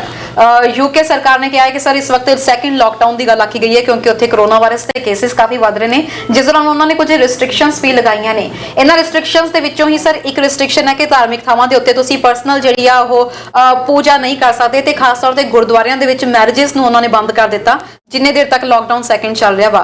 ਹੁਣ ਇਹਨੂੰ ਲੈ ਕੇ ਸਿੱਖ ਭਾਈਚਾਰਾ ਕਾਫੀ ਜ਼ਿਆਦਾ ਵਿਵਾਦ ਕ੍ਰੀਏਟ ਕਰ ਰਿਹਾ ਵਾ। ਉਹ ਕਹਿ ਰਿਹਾ ਕਿ ਜਿਸ ਸਮੇਂ ਦੌਰਾਨ ਤੁਸੀਂ ਕਹਿ ਰਹੇ ਹੋ ਪਹਿਲਾਂ ਤਾਂ ਲੋਕੀ ਆਲਰੇਡੀ ਬਹੁਤ ਪੈਂਡਿੰਗ ਉਹਨਾਂ ਨੇ ਕਿ ਆਪਦੇ ਪਾਏ ਆ ਵਿਆਹ। ਗੱਲ ਕਰਾਂਗੇ ਜੀ, ਇੱਕ ਦਰਸ਼ਕ ਪਹਿਲਾਂ ਜੁੜ ਗਏ ਨੇ। ਹੈਲੋ ਹਾਂਜੀ ਸਤਿ ਸ਼੍ਰੀ ਅਕਾਲ ਜੀ। ਸਤਿ ਸ਼੍ਰੀ ਅਕਾਲ ਜੀ, ਸਵਾਗਤ ਹੈ ਪ੍ਰੋਗਰਾਮ 'ਚ। ਹਾਂਜੀ ਜਿਹੜੀ ਤੁਸੀਂ ਗੱਲ ਕਰ ਰਹੇ ਹੋ ਵੀ ਟੈਕਸ ਵੱਡੇ ਆ ਕੰਪਨੀਆਂ ਦੇ ਲਾਣ ਤੇ, ਵੀ ਦੇਖੋ ਗੱਲ ਤੁਹਾਡੀ ਬਿਲਕੁਲ ਸਹੀ ਹੈ। ਜੇ ਵੱਡੀਆਂ ਕੰਪਨੀਆਂ ਪਰ ਟੈਕਸ ਲਾਣਗੀਆਂ ਉਹ ਕੰਪਨੀਆਂ ਭੱਜ ਜਾਣਗੀਆਂ ਵਾਪਸ ਅਮਰੀਕਾ ਤੇ ਅਨਐਮਪਲਾਇਮੈਂਟ ਵਧੇਗੀ। ਤੇ ਇਸ ਤੋਂ ਬੈਸਟ ਹੈ ਜੇ ਤੁਸੀਂ ਆਮ ਲੋਕਾਂ ਦੀ ਹੈਲਪ ਕਰਨੀ ਹੈ, ਜਿਹੜੀ ਸਿਟੀ ਐਨੀ ਟੈਕਸ ਲਾਉਂਦੀ ਸਿਟੀ ਦੇ ਰੋਕੋ ਟੈਕਸ, ਜਿਹੜੇ ਪ੍ਰੋਪਰਟੀ ਟੈਕਸ ਵੱਧਦੇ ਜਾ ਰਹੇ ਨੇ, ਨਵੇਂ ਟੈਕਸ ਆ ਜਾਂਦੇ ਸ਼ੁਰੂ, ਜਿੱਦਾਂ ਹੁਣ ਰੇਨ ਵਾਟਰ ਦਾ ਸ਼ੁਰੂ ਹੋ ਗਿਆ ਟੈਕਸ, ਇਹ ਜ਼ਿਆਦਾ ਲੋਕਾਂ ਨੂੰ ਰਿਲੀਫ ਮਿਲੇਗੀ। ਜੀ ਸਹੀ ਗੱਲ ਹੈ ਜੀ, ਥੈਂਕ ਯੂ ਜੀ। ਬਿਲਕੁਲ ਜੀ, ਮੇਰਾ ਤਾਂ ਇਹ ਪੁਆਇੰਟ ਹੈ। ਜੇ ਤੁਸੀਂ ਲੋਕਾਂ ਨੂੰ ਸਹੀ ਮਾਨੇ ਸਰਵ ਕਰਨਾ ਹੈ ਤਾਂ ਲੋਕਾਂ ਨੂੰ ਜਿਹੜੇ ਟੈਕਸ ਦੇਣੇ ਡਾਇਰੈਕਟ ਦੇਣੇ ਪੈ ਰਹੇ ਕਿ ਨਹੀਂ, ਉਹਨਾਂ ਦੇ ਉੱਤੇ ਆਪਣੇ ਸਿਟੀ ਦੇ ਉੱਤੇ ਜਾਂ ਪ੍ਰੋਵਿੰਸ ਦੇ ਉੱਪਰ ਜ਼ੋਰ ਪਾਉਣ ਤੇ ਉਹ ਟੈਕਸ ਘਟਾਉਣ। ਬਜਾਏ ਵੱਡੀਆਂ ਕੰਪਨੀਆਂ ਤੇ ਜ਼ਿਆਦਾ ਟੈਕਸ ਲਾ ਕੇ ਜਾਂ ਉਹ ਭੱਜ ਜਾਣਗੀਆਂ, ਇਸ ਤੋਂ ਫਿਰ ਅਨਐਮਪਲਾਇਮੈਂਟ ਵਧੇਗੀ ਇੱਥੇ। Thank you. ਸਹੀ ਗੱਲ ਹੈ, ਸ਼ੁਕਰੀਆ ਜੀ। ਉਹਦੇ ਚ ਪ੍ਰੋਬਲਮ ਕਦੀ ਇਹੀ ਆਉਂਦੀ ਹੈ ਤਰਨ, ਕਿਉਂਕਿ ਹੀ is federal party the leader ਹੈ। ਸੋ ਜਿਹੜੀ ਪ੍ਰਾਪਰਟੀ ਟੈਕਸ ਆ ਗਿਆ it is under the control of cities. So federal leader city ਦੇ ਵਿੱਚ ਦਖਲਅੰਦਾਜ਼ੀ ਦੇਣੀ ਬਹੁਤ ਮੁਸ਼ਕਲ ਹੋ ਜਾਂਦੀ ਹੈ। ਉਹ ਅਗਲਾ ਕਹਿੰਦਾ ਤੁਸੀਂ ਪਹਿਲਾਂ ਆਪਦੇ ਸਾਂਭੋ, ਸਾਡੇ ਨਾਲ ਕੀ ਗੱਲਾਂ ਕਰਦੇ। ਜਦੋਂ ਅਸੀਂ ਸਿਟੀ ਲੈਵਲ ਦੇ ਉੱਤੇ ਇੱਥੋਂ ਦੇ ਲੀਡਰਸ ਨਾਲ ਗੱਲ ਕਰਦੇ ਹਾਂ then we can talk about this things. ਵੀ ਭਾਈ ਤੁਸੀਂ ਪ੍ਰਾਪਰਟੀ ਟੈਕਸ ਕਿਉਂ ਨਹੀਂ ਘਟਾਉਂਦੇ? ਜਿਹੜਾ ਸੀਨੀਅਰ ਹੈ ਬੰਦਾ ਸਾਰੀ ਉਮਰ ਟੈਕਸ ਦਿੱਤਾ, ਉਹਨੇ ਪ੍ਰਾਪਰਟੀ ਟੈਕਸ ਦੇ ਰਿਹਾ 25-30 ਸਾਲ, ਉਹਨੇ ਘਰ 40 ਸਾਲ 50 ਸਾਲ ਪ੍ਰਾਪਰਟੀ ਟੈਕਸ ਦਿੱਤਾ, ਉਹਨੂੰ ਸਰਟਨ ਏਜ ਦੇ ਬਾਅਦ ਉਹਨੂੰ ਉਹਦੇ ਟੈਕਸ ਬ੍ਰੇਕ ਕਿਉਂ ਨਹੀਂ ਦਿੱਤੀ ਜਾਂਦੀ? ਉਹਨੂੰ ਅੱਧਾ ਟੈਕਸ ਕਿਉਂ ਨਹੀਂ ਕਰਤਾ ਜਾਂਦਾ ਜਾਂ ਸਾਰਾ ਨਹੀਂ ਮਾਫ ਕੀਤਾ? ਉਹ ਉਸ ਏਜ ਤੇ ਉਹਦੀ ਇਨਕਮ ਘਟ ਜਾਂਦੀ ਹੈ। ਇਹ ਜਿਹੀਆਂ ਗੱਲਾਂ ਕਰਨ ਵਾਲੀਆਂ ਨੇ that should be done. But ਹਾਂ ਠੀਕ ਹੈ, ਜਗਮੀਤ ਹੋਣਾ ਨੇ ਗੱਲ ਕੀਤੀ ਹੈ, it's check on the government but it's not viable. ਬਿਲਕੁਲ ਜੀ। ਤੇ ਗੱਲ ਕਰ ਰਹੇ ਸੀ ਯੂਕੇ ਦੇ ਵਿੱਚ ਸਰ, ਉੱਥੇ ਯੂਕੇ ਦੇ ਸਿੱਖ ਭਾਈਚਾਰੇ ਚੋਂ ਭਾਈ ਅਮਰੀਕ ਸਿੰਘ ਦਾ ਬਿਆਨ ਸਾਹਮਣੇ ਆਇਆ ਵਾ, ਜਿਨ੍ਹਾਂ ਨੇ ਕਿਹਾ ਹੈ ਕਿ ਜਦੋਂ ਸੈਕਿੰਡ ਲਾਕਡਾਊਨ ਦੀ ਸਰਕਾਰ ਨੇ ਗੱਲ ਆਖੀ ਉਦੋਂ ਧਾਰਮਿਕ ਸੰਸਥਾਵਾਂ ਨੂੰ ਨਾਲ ਬਿਠਾ ਕੇ ਗੱਲਬਾਤ ਕਰਨੀ ਚਾਹੀਦੀ ਸੀ। ਕਹਿੰਦੇ ਗੁਰਦੁਆਰਾ ਸਾਹਿਬ ਦੇ ਵਿੱਚ ਜੇ ਮੈਰਿਜਸ ਹੁੰਦੀਆਂ ਸੀ ਇਹ ਚੀਜ਼ ਅਲਾਉ ਕਰ ਸਕਦੇ ਸੀ ਕਿ 11 ਜਾਂ ਫਿਰ 15 ਤੋਂ ਵੱਧ ਲੋਕ ਉਸ ਵਕਤ ਇਕੱਠੇ ਨਾ ਹੋਣ, ਪਰ ਇਹਨਾਂ ਨੇ ਪੂਰਨ ਤੌਰ ਤੇ ਬੈਨ ਕਰ ਦਿੱਤਾ ਕਿ ਬਿਲਕੁਲ ਵੀ ਨਹੀਂ ਹੋਏਗੀਆਂ ਮੈਰਿਜਸ ਵਗੈਰਾ। ਬਹੁਤ ਹੀ ਸਡਨ ਸਰਕਮਸਟੈਂਸਸ ਦੇ ਵਿੱਚ ਸਿਰਫ ਅਲਾਉ ਹੈ, ਅਦਰਵਾਈਜ਼ ਤੁਹਾਨੂੰ ਮੈਰਿਜਸ ਜਿਨ੍ਹਾਂ ਨੇ ਇਸ ਵਕਤ ਯੂਕੇ ਦੇ ਵਿੱਚ ਹੈਗੇ ਗੁਰੂ ਘਰਾਂ ਵਿੱਚ ਆਨੰਦ ਕਾਰਜ ਦੀ ਰਸਮ ਹੈ ਉਹ ਇਸ ਵਕਤ ਬੰਦ ਕਰ ਦਿੱਤੀ ਗਈ ਹੈ। ਨਾਲ ਦੀ ਨਾਲ ਜਿਹੜਾ ਦੂਜਾ ਉਹਨਾਂ ਨੇ ਮੁੱਦਾ ਚੁੱਕਿਆ ਹੋਇਆ ਕਿ ਦੀਵਾਲੀ ਆ ਰਹੀ ਹੈ, ਗੁਰਪੁਰਬ ਆ ਰਿਹਾ ਹੈ, ਅਜਿਹੇ ਮੌਕੇ ਤੇ ਗੁਰੂ ਘਰਾਂ ਵਿੱਚ ਸਿੱਖ ਸੰਗਤ ਬਹੁਤ ਵੱਡੀ ਗਿਣਤੀ 'ਚ ਜਾਂਦੀ ਹੈ ਤੇ ਹੁਣ ਕੀ ਕੀਤਾ ਜਾਏਗਾ? ਫਿਰ ਕੀ ਹੋਵੇ ਜੇ ਇੱਕ ਵਾਰੀ ਨਾ ਜਾਓਗੇ? ਸੋਚਣ ਵਾਲੀ ਗੱਲ ਹੈ। ਤੁਹਾਨੂੰ ਆਪਣੀ ਸਿਹਤ ਚਾਹੀਦੀ ਹੈ, ਮੈਂ ਉਹ ਨਹੀਂ ਕਹਿੰਦਾ ਵੀ ਧਰਮ ਚਾਹੀਦਾ, ਸਿਹਤ ਚਾਹੀਦੀ ਹੈ, ਸੈਲੀਬ੍ਰੇਟ ਘਰੇ ਬਹਿ ਕੇ ਵੀ ਕਰ ਸਕਦੇ ਹਾਂ। ਤੁਹਾਨੂੰ ਪਤਾ ਜੇ ਹਾਲਾਤ ਇਹਨਾਂ ਵੱਧ ਰਹੇ ਨੇ, ਅਸੀਂ ਬਿਮਾਰੀ ਵਧਣ ਦੇ ਚਾਂਸਸ ਹੋਏ ਆ, ਇਹਦਾ ਹੁਣ ਤੱਕ ਵੈਕਸੀਨ ਨਹੀਂ ਆਇਆ। What's wrong with that? Okay, ਜਿਹੜੀ ਦਿੱਲੀ ਦੀ ਖੋਲਤੀ ਗਈ ਹੈ ਕਿ ਆਨੰਦ ਕਾਰਜ ਦੀ ਕਈਆਂ ਨੇ 2 ਵਾਰੀ ਜਾਂ 3 ਵਾਰੀ ਪੋਸਟਪੋਨ ਕੀਤਾ ਹੈ, ਫਿਰ ਕੀ ਹੋ ਗਿਆ? ਹਾਲਾਤ ਹੋ ਗਏ ਕੱਲ ਨੂੰ ਬੰਬ ਡਿੱਗ ਪੈਂਦਾ ਫੇਰ ਹੀ ਕਰਦੇ। ਉਹਨਾਂ ਦਾ ਉਹੀ ਕਹਿਣਾ ਕਿ ਬਾਹਰ ਤੁਸੀਂ ਆਊਟਡੋਰ ਜਾਂ ਦੂਜੀਆਂ ਥਾਵਾਂ ਤੇ ਗੈਦਰਿੰਗ ਦੀ ਇਜਾਜ਼ਤ ਦੇ ਦਿੱਤੀ, 15 ਤੋਂ 30 ਉੱਥੇ ਕਰ ਦਿੱਤੇ, ਪਰ ਜਦੋਂ ਧਾਰਮਿਕ ਸਥਾਨਾਂ ਤੇ ਖਾਸ ਤੌਰ ਤੇ ਜਦੋਂ ਗੁਰਦੁਆਰਾ ਸਾਹਿਬ ਵਿੱਚ ਆਨੰਦ ਕਾਰਜ ਦੀ ਗੱਲ ਆਉਂਦੀ ਆ ਉਦੋਂ 11 ਬੰਦਿਆਂ ਨੂੰ ਇਜਾਜ਼ਤ ਕਿਉਂ ਨਹੀਂ ਦਿੱਤੀ ਗਈ? I agree with that. ਹਾਂ, ਇਹ ਦਲੀਲ ਹੈਗੀ ਹੈ, ਇਹ ਠੀਕ ਦਲੀਲ ਹੈ। ਜੇ ਕਿਸੇ ਹੋਰ ਥਾਂ ਤੇ ਇਜਾਜ਼ਤ ਦਿੱਤੀ ਗਈ ਤਾਂ ਗੁਰੂ ਘਰ 'ਚ ਨਹੀਂ ਦਿੱਤੀ ਗਈ, ਦੈਟਸ ਰਾਈਟ। ਪਰ ਹੋ ਸਕਦਾ ਹੈ ਜਿਨ੍ਹਾਂ ਨੇ ਇਹ ਕੰਮ ਕੀਤਾ ਉਹਨਾਂ ਨੂੰ ਪਤਾ ਹੋਏਗਾ ਕਿ ਜਦੋਂ ਅਸੀਂ ਇਜਾਜ਼ਤ 15 ਦੀ ਦਿੱਤੀ ਹੈ ਤੇ ਉੱਥੇ ਕਈ ਵਾਰੀ ਇਕੱਠ ਜ਼ਿਆਦਾ ਹੋ ਜਾਂਦਾ, ਉਹਨੂੰ ਰੋਕਣਾ ਮੁਸ਼ਕਲ ਹੋ ਜਾਂਦਾ। ਇਸ ਵਾਸਤੇ ਇੰਗਲੈਂਡ ਦੇ ਹਾਲਾਤ ਬੋਰਿਸ ਜੌਨਸਨ ਹੋਣ ਦੇ ਹੱਥੋਂ ਕਈ ਵਾਰੀ ਨਿਕਲ ਚੁੱਕੇ ਨੇ, ਔਰ ਇਸ ਕਰਕੇ ਜੇ ਨਵੇਂ ਰੂਲਸ ਆਉਂਦੇ ਨੇ, ਵੈਸੇ ਮੈਂ ਇਸ ਗੱਲ ਦੇ ਹੱਕ 'ਚ ਹੈਗਾ ਕਿ ਜੇ ਕਿਤੇ ਸਖਤੀ ਕੀਤੀ ਜਾ ਰਹੀ ਹੈ ਤਾਂ ਸਭ ਦੇ ਭਲੇ ਵਾਸਤੇ ਹੀ ਹੈ। ਇੱਕ ਨਵਾਂ ਟਰਮ ਆਈ ਹੈ ਸਰਕਟ ਬ੍ਰੇਕਰ। ਸਰਕਟ ਬ੍ਰੇਕਰ ਵਰਤਿਆ ਜਾ ਰਿਹਾ ਇਸ ਵੇਲੇ, ਕਈਆਂ ਕੰਟਰੀਜ਼ ਇਹਨੂੰ ਵਰਤ ਰਹੇ ਨੇ। ਸਰਕਟ ਬ੍ਰੇਕਰ ਕੀ ਹੈਗਾ? ਫਿਊਜ਼ ਨੂੰ ਤਾਂ ਕੱਢਦਾ, ਸਰਕਟ ਬ੍ਰੇਕਰ ਹੋ ਗਿਆ। ਉੱਥੇ ਸਿਸਟਮ ਇਹੋ ਕੀਤਾ ਜਾ ਰਿਹਾ ਵੀ ਸਰਟਨ ਏਰੀਆ 14 ਦਿਨਾਂ ਵਾਸਤੇ 20 ਦਿਨਾਂ ਵਾਸਤੇ ਲਾਕਡਾਊਨ, ਓਕੇ, ਖਤਮ। ਇਹ ਜਿਹੜੀ ਬਿਮਾਰੀ ਹੈ 14 ਦਿਨਾਂ ਦੇ ਵਿੱਚ ਤੁਹਾਨੂੰ ਪਤਾ ਲੱਗਣਾ ਜਾਂਦਾ ਕੀ ਆ। 14 ਦਿਨਾਂ 'ਚ ਤੁਸੀਂ ਕਿਤੇ ਨਹੀਂ ਨਿਕਲ ਸਕਦੇ, ਸਾਰੇ ਜਾਣੇ ਘਰੇ ਰਹਿਣਗੇ, ਉਹਨਾਂ ਬਿਮਾਰੀ ਫੈਲਣ ਦਾ ਖਤਰਾ ਘੱਟ ਹੈ। ਉਹ ਸਰਟਨ ਏਰੀਆ ਚੈੱਕ ਹੋ ਗਿਆ, ਦੂਸਰੇ ਏਰੀਏ 'ਚ ਸਰਕਟ ਬ੍ਰੇਕਰ ਸਿਸਟਮ ਕਰਤਾ। ਉਹਦੇ ਨਾਲ ਬਿਮਾਰੀ ਕੰਟਰੋਲ ਕਰਨ ਦਾ ਢੰਗ ਇਹ ਨਵਾਂ ਕਈਆਂ ਥਾਵਾਂ ਤੇ ਆਇਆ, ਜਿੰਨਾ ਸਾਰਾ ਕੁਝ ਬੰਦ ਵੀ ਨਹੀਂ ਹੁੰਦਾ ਤੇ ਕੁਝ ਏਰੀਆ ਬੰਦ ਹੁੰਦਾ, ਨਾਲੇ ਠੀਕ ਹੋ ਜਾਂਦਾ, ਮੁੜ ਕੇ ਦੂਸਰਾ ਏਰੀਆ ਬੰਦ ਕਰੀ ਜਾਂਦਾ ਜੀ। ਪਰ ਉੱਥੇ ਦੂਜੇ ਪਾਸੇ ਸਰ ਓਨਟਾਰੀਓ ਦੀ ਗੱਲ ਕਰੀਏ, 1000 ਤੋਂ ਉੱਤੇ ਮਾਮਲੇ ਦੇਖਣ ਨੂੰ ਮਿਲੇ ਨੇ ਓਨਟਾਰੀਓ ਦੇ ਵਿੱਚ ਤੇ ਲੋਕੀ ਹੁਣ ਹਸਪੀਟਲ ਵੱਲ ਵੀ ਬਹੁਤ ਕਰਨ ਲੱਗੇ ਨੇ। ਬਿਲਕੁਲ Taran, it's a serious matter. ਆਪਾਂ ਅੱਗੇ ਵੀ ਇਹੀ ਗੱਲ ਕਰਦੇ ਹੁੰਦੇ ਹਾਂ। ਸਰ ਉਤੋਂ ਦੀ ਹੁਣ ਖੁੱਲਣ ਲੱਗਿਆ ਵਾ, ਸੈਕਿੰਡ ਸਟੇਜ ਖੁੱਲਣ ਲੱਗੀ ਆ ਤੇ ਤੁਸੀਂ ਦੇਖੋ ਦੀਵਾਲੀ ਵੀ ਆ ਰਹੀ ਹੈ, ਅੱਗੇ ਗੁਰਪੁਰਬ ਵੀ ਆ ਰਿਹਾ, ਕੀ ਹੋਏਗਾ? ਦੇਖੋ ਦੀਵਾਲੀ ਗੁਰਪੁਰਬ ਆ ਰਹੇ ਨੇ, ਠੀਕ ਆ, ਅਸੀਂ ਸੈਲੀਬ੍ਰੇਟ ਕਰਨੇ ਆ, ਸਭ ਕੁਝ ਹੈਗਾ, ਪਰ ਜਦੋਂ ਸਾਨੂੰ ਲੱਗਦਾ ਕਿ ਕਿਤੇ ਬਿਮਾਰੀ ਵਧਣ ਦੇ ਚਾਂਸਸ ਹੈਗੇ ਆ ਤਾਂ ਜੇ ਅਸੀਂ ਇੱਕ ਵਾਰੀ ਦੀਵਾਲੀ ਘਰ ਬਹਿ ਕੇ ਸੈਲੀਬ੍ਰੇਟ ਕਰਾਂਗੇ, ਵਾਟਸ ਰੌਂਗ ਵਿਦ ਦੈਟ? ਅੱਗੇ ਕ੍ਰਿਸਮਸ ਆ ਰਹੀ ਹੈ, ਇੱਥੋਂ ਇਹਨਾਂ ਦਾ ਤਿਉਹਾਰ ਹੈ, ਉਹਦੇ ਬਾਰੇ ਆਲਰੇਡੀ ਗੱਲਾਂ ਹੋਣ ਲੱਗ ਪਈਆਂ ਨੇ ਕਿ ਸ਼ਾਇਦ ਕ੍ਰਿਸਮਸ ਬਿਲਕੁਲ ਉਹ ਸੇਮ ਨਹੀਂ ਹੋਏਗੀ ਕਿ ਜਿਹੜੀ ਪਹਿਲਾਂ ਹੁੰਦੀ ਸੀਗੀ। So this is sign of times. ਇਸ ਟਾਈਮ ਦੇ ਉੱਤੇ ਇਹ ਹਾਲਾਤ ਚੰਗੇ ਹੈ ਨਹੀਂ ਗੇ, ਤੋ ਬੜੀਆਂ ਦੀਵਾਲੀਆਂ ਬੜੇ ਗੁਰਪੁਰਬ ਮਨਾਏ ਜਾਣਗੇ ਜੇ ਜਾਨ ਹੈਗੀ ਆ। ਜੇ ਜਾਨ ਹੀ ਹੈਗੀ ਤਾਂ ਫਿਰ ਗੁਰਪੁਰਬ ਦੀਵਾਲੀਆਂ ਖਤਮ ਹੋ ਜਾਣਗੀਆਂ। ਸੋ ਜੇ ਸਾਨੂੰ ਇੱਕ ਸਾਲ ਆਪਾਂ ਨੂੰ ਇਹ ਕੰਮ ਨਾ ਕਰਨਾ ਪਵੇ, ਸਾਨੂੰ ਆਪਣੇ ਘਰਾਂ 'ਚ ਰਹਿਣ। ਹੈਲੋਵੀਨ ਆਪਾਂ ਦੇਖਿਆ ਹੀ ਆ ਕਿੰਨਾ ਕੁ ਮਨਾਇਆ ਗਿਆ, ਕੁਝ ਲੋਕਾਂ ਨੇ ਮੂਰਖਤਾ ਕੀਤੀ ਹੈ ਗ੍ਰੈਂਡ ਯੂਨੀਵਰਸਿਟੀ ਦੇ ਉੱਤੇ, ਵੈਨਕੂਵਰ ਦੇ ਜੋ ਕੁਝ ਹੈ। Otherwise it's best way to stay home. ਜੇ ਤੁਹਾਨੂੰ ਕੋਈ ਜ਼ਰੂਰਤ ਹੈਗੀ ਤਾਂ ਹੀ ਬਾਹਰ ਜਾਓ, otherwise let's control this thing before we start celebrating anything. ਹੁਣ ਤਾਂ ਵੈਸੇ ਵੀ ਕੈਨੇਡਾ ਨੇ ਵੀ ਇਹ ਗੱਲ ਮੰਨ ਲਈ ਹੈ ਕਿ ਜਿਹੜਾ ਕੋਵਿਡ ਵਾਇਰਸ ਦੇ ਜਿਹੜੇ ਵਾਇਰਸਿਸ ਨੇ ਉਹ ਹੁਣ ਹਵਾ ਦੇ ਵਿੱਚ ਵੀ ਪਾਏ ਜਾਣ ਲੱਗ ਪਏ ਨੇ। ਤਰਨ, ਇਹ ਜਿਹੜੀ ਸਾਡੀ ਟਰੀਜ਼ਾ ਟਾਈਮ ਹੈਗੀ ਆ, ਚੀਫ ਮੈਡੀਕਲ ਅਫਸਰ ਕੈਨੇਡਾ ਦੀ ਹੈ ਜੀ, ਅੱਜ ਉਹਨੇ ਇਹ ਗੱਲ ਕੀਤੀ ਹੈ ਜਿਹੜੇ ਹਵਾ ਦੇ ਵਿੱਚ ਵੀ ਜਿਹੜੇ ਸਾਨੂੰ ਨਹੀਂ ਦਿਸਦੇ ਕਿ ਤੁਸੀਂ ਕਹਿੰਦਾ 6 ਫੁੱਟ ਤੱਕ ਹੈ, ਨੋ, ਇਹ ਉਦੋਂ ਵੀ ਦੇਰ ਤੱਕ ਹਵਾ ਦੇ ਵਿੱਚ ਰਹਿ ਸਕਦੇ ਨੇ ਔਰ ਉਹਦੇ ਨਾਲ ਤੁਸੀਂ ਬਿਮਾਰੀ ਕੈਚ ਕਰ ਸਕਦੇ ਹੋ, ਤੁਹਾਨੂੰ ਬਿਮਾਰੀ ਹੋ ਸਕਦੀ ਹੈ। ਸੋ ਇਸ ਕਰਕੇ ਬੀ ਕੇਅਰਫੁਲ। ਔਰ ਉਹਨਾਂ ਜਿਹੜੇ ਆਪਾਂ ਮਾਸਕ ਲਾਉਣੇ ਆ, ਟ੍ਰਿਪਲ ਲੇਅਰ ਮਾਸਕ ਚਾਹੀਦਾ ਜੀ। ਡਬਲ ਲੇਅਰ ਤਾਂ ਬਹੁਤ ਲੋਕਾਂ ਦੇ ਇਸ ਵੇਲੇ ਲੱਗੇ ਨੇ, ਜਿਹੜੇ ਬਾਹਰੋਂ ਬਣਦੇ ਆ, ਜਿਹੜੇ ਤੁਸੀਂ ਡਿਜ਼ਾਈਨਰ ਲਾਉਂਦੇ ਹੋ। ਸਰ ਅਸੀਂ ਤਾਂ ਬਲੂ ਮਾਸਕ ਲਾਉਂਦੇ ਆ ਗਰੀਬ ਬੱਚੇ। ਉਹ ਜੀ ਹਾਂਜੀ, ਉਹ ਮੈਂ ਹੁਣ ਕੀ ਗੱਲ ਕਰਨੀ ਹੈ ਜੀ। ਜਿਹੜੇ ਤੁਸੀਂ ਡਿਜ਼ਾਈਨਰ ਮਾਸਕ ਲਾਉਂਦੇ ਹੋ ਉਹ 'ਚ ਆਲਰੇਡੀ 2 ਲੇਅਰਸ ਹੈਗੀਆਂ ਨੇ। ਉਹਦੇ ਵਿੱਚ ਕਈਆਂ ਮਾਸਕ ਦੇ ਵਿੱਚ ਤਰਨ ਪ੍ਰੋਵੀਜ਼ਨ ਆਉਂਦੀ ਹੈ ਕਿ ਉਹਦੇ ਵਿੱਚ ਇੱਕ ਚੀਜ਼ ਪਾਈ ਜਾ ਸਕਦੀ ਹੈ, ਪਾਕਟ ਬਣੀ ਹੋਈ ਹੈ। ਤੁਸੀਂ ਉਹ ਪਾਕਟ ਦੇ ਵਿੱਚ ਤੀਸਰੀ ਲੇਅਰ ਪਾਓਗੇ ਤਾਂ it's easier, it's best. This is way. ਠੀਕ ਹੈ ਸਰ, 3 ਲੇਅਰਸ ਦੇ ਨਾਲ, ਪਰ ਇਹ ਮੈਂ ਉਹੀ ਬੈਠੀ ਹੁਣ ਸੋਚ ਰਹੀ ਸੀ, ਬਟ ਉਹਨਾਂ ਸਾਹ ਲੈਣ 'ਚ ਕਿੰਨੀ ਦਿੱਕਤ ਆ ਸਕਦੀ ਹੈ? ਬਿਲਕੁਲ ਸਾਹ ਲੈਣ ਦੇ ਵਿੱਚ ਫਰਕ ਪੈਂਦਾ ਕਿਉਂਕਿ ਅਸੀਂ we are not used to the masks. ਪਰ once you are used to the mask then it's okay. ਕੋਈ ਐਸੀ ਗੱਲ ਨਹੀਂ ਹੈ। ਇੱਕ ਮੈਰਾਥਨ ਰਨਰ ਨੇ ਮਾਸਕ ਲਾ ਕੇ ਮੈਰਾਥਨ ਰਨ ਕਰਕੇ ਦਿਖਾਈ ਹੈ। ਉਹਨੇ ਕਿਹਾ ਵੀ ਇਹ ਮਾਸਕ ਲਾ ਕੇ ਤੁਸੀਂ ਕਰ ਸਕਦੇ ਹੋ। ਹਾਂ ਠੀਕ ਹੈ, ਪਹਿਲਾਂ ਤੁਹਾਨੂੰ ਹਲਕਤ ਆਉਂਦੀ ਹੈ, ਸਾਨੂੰ ਸਾਹ ਆਪਦੇ ਉੱਤੇ ਆਈ ਜਾਂਦਾ ਹੈ, ਬਟ ਜਦੋਂ ਤੁਸੀਂ ਆਪਦੀ ਸਿਹਤ ਦੇਖਣੀ ਆ, ਤੁਹਾਨੂੰ ਸਿਹਤ ਚਾਹੀਦੀ ਹੈ ਕਿ ਤੁਹਾਨੂੰ ਆਪਦਾ ਸਾਹ ਲੈਣਾ ਆ ਰਿਹਾ ਹੈ, ਤੁਹਾਨੂੰ ਸਾਫ਼ ਆ ਰਿਹਾ, ਔਰ ਇਹ ਚੰਗੀ ਗੱਲ ਹੈਗੀ ਹੈ। Let's do it together. We are in this thing together. We're going to finish this together. Let's do it together. Sir ਥੋੜੀ ਜੀ ਹਾਂਗਕਾਂਗ ਦੀ ਵੀ ਗੱਲ ਕਰ ਲਈਏ। ਚਾਈਨਾ ਤੇ ਹਾਂਗਕਾਂਗ ਦੀ ਜਿਹੜੀ ਆਪਸੀ ਇਸ ਵਕਤ ਤਲਖਬਾਜ਼ੀ ਚੱਲਦੀ ਪਈ ਆ, ਇਹਦਾ ਅਸਰ ਹੁਣ ਵੱਖ-ਵੱਖ ਥਾਵਾਂ ਤੇ ਵੀ ਦੇਖਣ ਨੂੰ ਮਿਲਿਆ ਤੇ ਵੱਖ-ਵੱਖ ਥਾਵਾਂ ਤੋਂ ਇਸ ਤੇ ਪ੍ਰਤੀਕਿਰਿਆ ਵੀ ਆਈ ਆ। ਕੈਨੇਡਾ ਵਿੱਚ ਵੀ ਸਰ, ਕੈਨੇਡਾ ਵੀ ਹੁਣ ਇਸ ਅੱਗ ਵਿੱਚ ਕੁੱਦ ਚੁੱਕਿਆ ਤੇ ਉੱਥੋਂ ਦੇ ਹਾਂਗਕਾਂਗ ਦੇ ਸਿਟੀਜ਼ਨਸ ਨੂੰ ਉੱਥੋਂ ਦੀ ਬਾਹਰ ਕੱਢਣ ਦੀ ਗੱਲ ਕਹਿ ਰਿਹਾ ਕਿ ਜੇਕਰ ਲੋੜ ਪੈਂਦੀ ਹੈ ਤਾਂ ਕੈਨੇਡਾ ਉਹਨਾਂ ਨੂੰ ਬੁਲਾਉਣ ਲਈ ਰਾਜ਼ੀ ਹੈ। ਪਹਿਲਾਂ ਤਾਂ ਤਰਨ ਸਾਡਾ 3 ਲੱਖ ਤੋਂ ਉੱਪਰ ਕੈਨੇਡੀਅਨ ਹਾਂਗਕਾਂਗ 'ਚ ਬੈਠਾ ਜਿਹੜਾ ਜਾਂਦਾ ਆਉਂਦਾ ਰਹਿੰਦਾ ਹੈ। ਇਨ ਕੇਸ ਐਮਰਜੈਂਸੀ ਹਜੇ ਕੋਈ ਹੋਈ ਨਹੀਂ ਹੈਗੀ, but you have to have a plan. ਉਹ ਪਲਾਨ ਆਲਰੇਡੀ ਇਨ ਪਲੇਸ ਹੈਗੀ ਹੈ ਵੀ ਇਨ ਕੇਸ ਸਾਨੂੰ ਲੋੜ ਪੈਂਦੀ ਹੈ ਤਾਂ ਅਸੀਂ ਜਿਹੜੇ ਸਾਡੇ ਕੈਨੇਡੀਅਨਸ ਹੈਗੇ ਆ, ਪਹਿਲਾਂ ਤਾਂ ਅਸੀਂ ਉਹਨਾਂ ਨੂੰ ਕੱਢੇ। ਅਸੀਂ ਉਦੋਂ ਉੱਪਰ ਇੱਕ ਗੱਲ ਹੋਰ ਕੀਤੀ ਹੈ, ਅਸੀਂ ਕੀਤੀ ਹੈ ਯੂਕੇ ਨੇ ਇਹ ਗੱਲ ਕੀਤੀ ਹੈ ਵੀ ਅਸੀਂ ਉੱਥੋਂ ਦੇ ਬਸ਼ਿੰਦੇ ਜੇ ਸਾਡੇ ਆ ਕੇ ਸਿਟੀਜ਼ਨ ਬਣਨਾ ਚਾਹੁੰਦੇ ਆ ਤਾਂ ਅਸੀਂ ਉਹਨਾਂ ਨੂੰ some kind of fast track system ਅਸੀਂ ਉਹਦੇ 'ਚ ਲੈ ਕੇ ਆਵਾਂਗੇ। ਅਸੀਂ ਆਲਰੇਡੀ ਉਹਨਾਂ ਨੂੰ ਆਫਰ ਕੀਤੀ ਹੋਈ ਹੈ and which is very good. ਇਹ ਚਾਈਨਾ ਵਾਸਤੇ ਇੱਕ ਹੋਰ ਸੁਨੇਹਾ ਜੀ। ਚਾਈਨਾ ਸਾਡੀਆਂ ਗੱਲਾਂ ਨਹੀਂ ਮੰਨ ਰਿਹਾ, ਅਸੀਂ ਤੁਹਾਡੀਆਂ ਨਹੀਂ ਮੰਨਣੀਆਂ। ਠੀਕ ਹੈ, ਸਾਡੇ ਤੁਸੀਂ 2 ਬੰਦੇ ਫੜੇ ਹੋਏ ਆ, ਤੁਹਾਡੀ ਅਸੀਂ ਇੱਕ ਫੜੀ ਹੋਈ ਹੈ। ਇਹ ਹਾਲਾਤ ਇਹ ਸੁਧਰਦੇ ਨਜ਼ਰ ਨਹੀਂ ਆ ਰਹੇ, ਪਰ ਸਾਡੀ ਸਰਕਾਰ ਨੂੰ ਰਿਗਾਰਡਲੈਸ ਅੱਗੇ ਵੀ ਮੈਂ ਇਹ ਗੱਲ ਕਰਨਾ, ਇਸ ਮਾਮਲੇ 'ਚ ਸਖਤ ਸਟੈਪ ਲੈਣੇ ਪੈਣਗੇ। ਕਈ ਵਾਰੀ 1-2 ਦੀ ਕੁਰਬਾਨੀ ਦੇਣੀ ਪੈਂਦੀ ਹੈ, ਹੋ ਜਾਂਦੀ ਹੈ। ਆਈ ਐਮ ਨਾਟ ਅਗਰੀਇੰਗ ਵਿਦ ਕੁਰਬਾਨੀ, ਪਰ ਕਈ ਵਾਰੀ ਅਸੀਂ ਅਜਿਹੀਆਂ ਗੱਲਾਂ ਪਿੱਛੇ ਤੁਹਾਨੂੰ ਕੁਛ ਨਾ ਕੁਛ ਬਹੁਤਾ ਲੈਣ ਵਾਸਤੇ ਥੋੜਾ ਬਹੁਤਾ ਕਈ ਵਾਰੀ ਗਾਉਣਾ ਪੈਂਦਾ ਹੈ। ਬਿਲਕੁਲ ਜੀ। ਤੇ ਸਰ ਹੁਣ ਸਮਾਂ ਵੀ ਇਜਾਜ਼ਤ ਲੈਣ ਦਾ ਹੋ ਰਿਹਾ ਤੇ ਖਬਰਾਂ ਅਜੇ ਕੁਝ ਰਹਿ ਗਈਆਂ ਨੇ ਡਿਸਕਸ ਕਰਨ ਵਾਲੀਆਂ, ਪਰ ਫਿਰ ਵੀ ਇਸ ਤੋਂ ਨੈਕਸਟ ਵੀਕ ਹੋਰ ਲਾਈਵ ਪ੍ਰੋਗਰਾਮ ਇਸ ਤੋਂ ਬਾਅਦ ਸ਼ੁਰੂ ਹੋਣ ਵਾਲਾ ਹੈ। ਤੇ ਸਰ ਜਿਹੜਾ ਆਪਾਂ ਦਰਸ਼ਕਾਂ ਦੇ ਲਈ ਹਮੇਸ਼ਾ ਇੱਕ ਕੁਐਸਚਨ ਲੈ ਕੇ ਆਉਂਦੇ ਹੁੰਦੇ ਆ, ਇਸ ਵਾਰੀ ਕੀ ਕੁਐਸਚਨ ਹੈ? ਬੜੀ ਖੂਬਸੂਰਤ ਔਰਤ ਦੀ ਗੱਲ ਕਰ ਰਹੇ ਨੇ। ਬਸ ਇੱਥੇ ਗੱਲ ਮੁੱਕ ਗਈ ਆ। ਜਦ ਮੈਂ ਉਹਦਾ ਡੇਟ ਈਅਰ ਦੱਸਦਾ ਫਿਰ ਗੱਲ ਮੁੱਕ ਜਾਣੀ ਆ।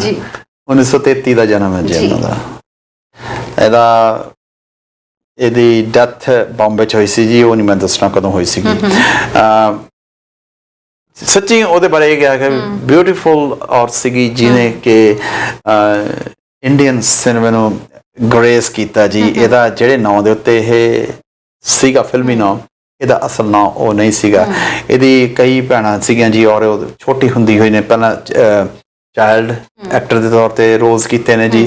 8 ਸਾਲ ਦੀ ਸੀਗੀ ਜਦੋਂ ਇਹ ਇੱਕ ਫਿਲਮ ਦੇ ਵਿੱਚ ਇਹਨੇ ਆਊਟ ਕੀਤਾ। ਜਦੋਂ ਇਹ ਐਜ਼ ਏ ਹੀਰੋਇਨ ਆਈ ਆ ਉਦੋਂ 14 ਸਾਲ ਦੀ ਸੀ। ਇਮੈਜਿਨ ਕਰੋ, ਲੀਡ ਰੋਲ ਕੀਤਾ ਸੀਗਾ ਜੀ। ਅਖੀਰ ਬੜੇ ਤਕੜੇ ਐਕਟਰ ਦੇ ਨਾਲ ਇਹ ਆਈ ਸੀਗੀ।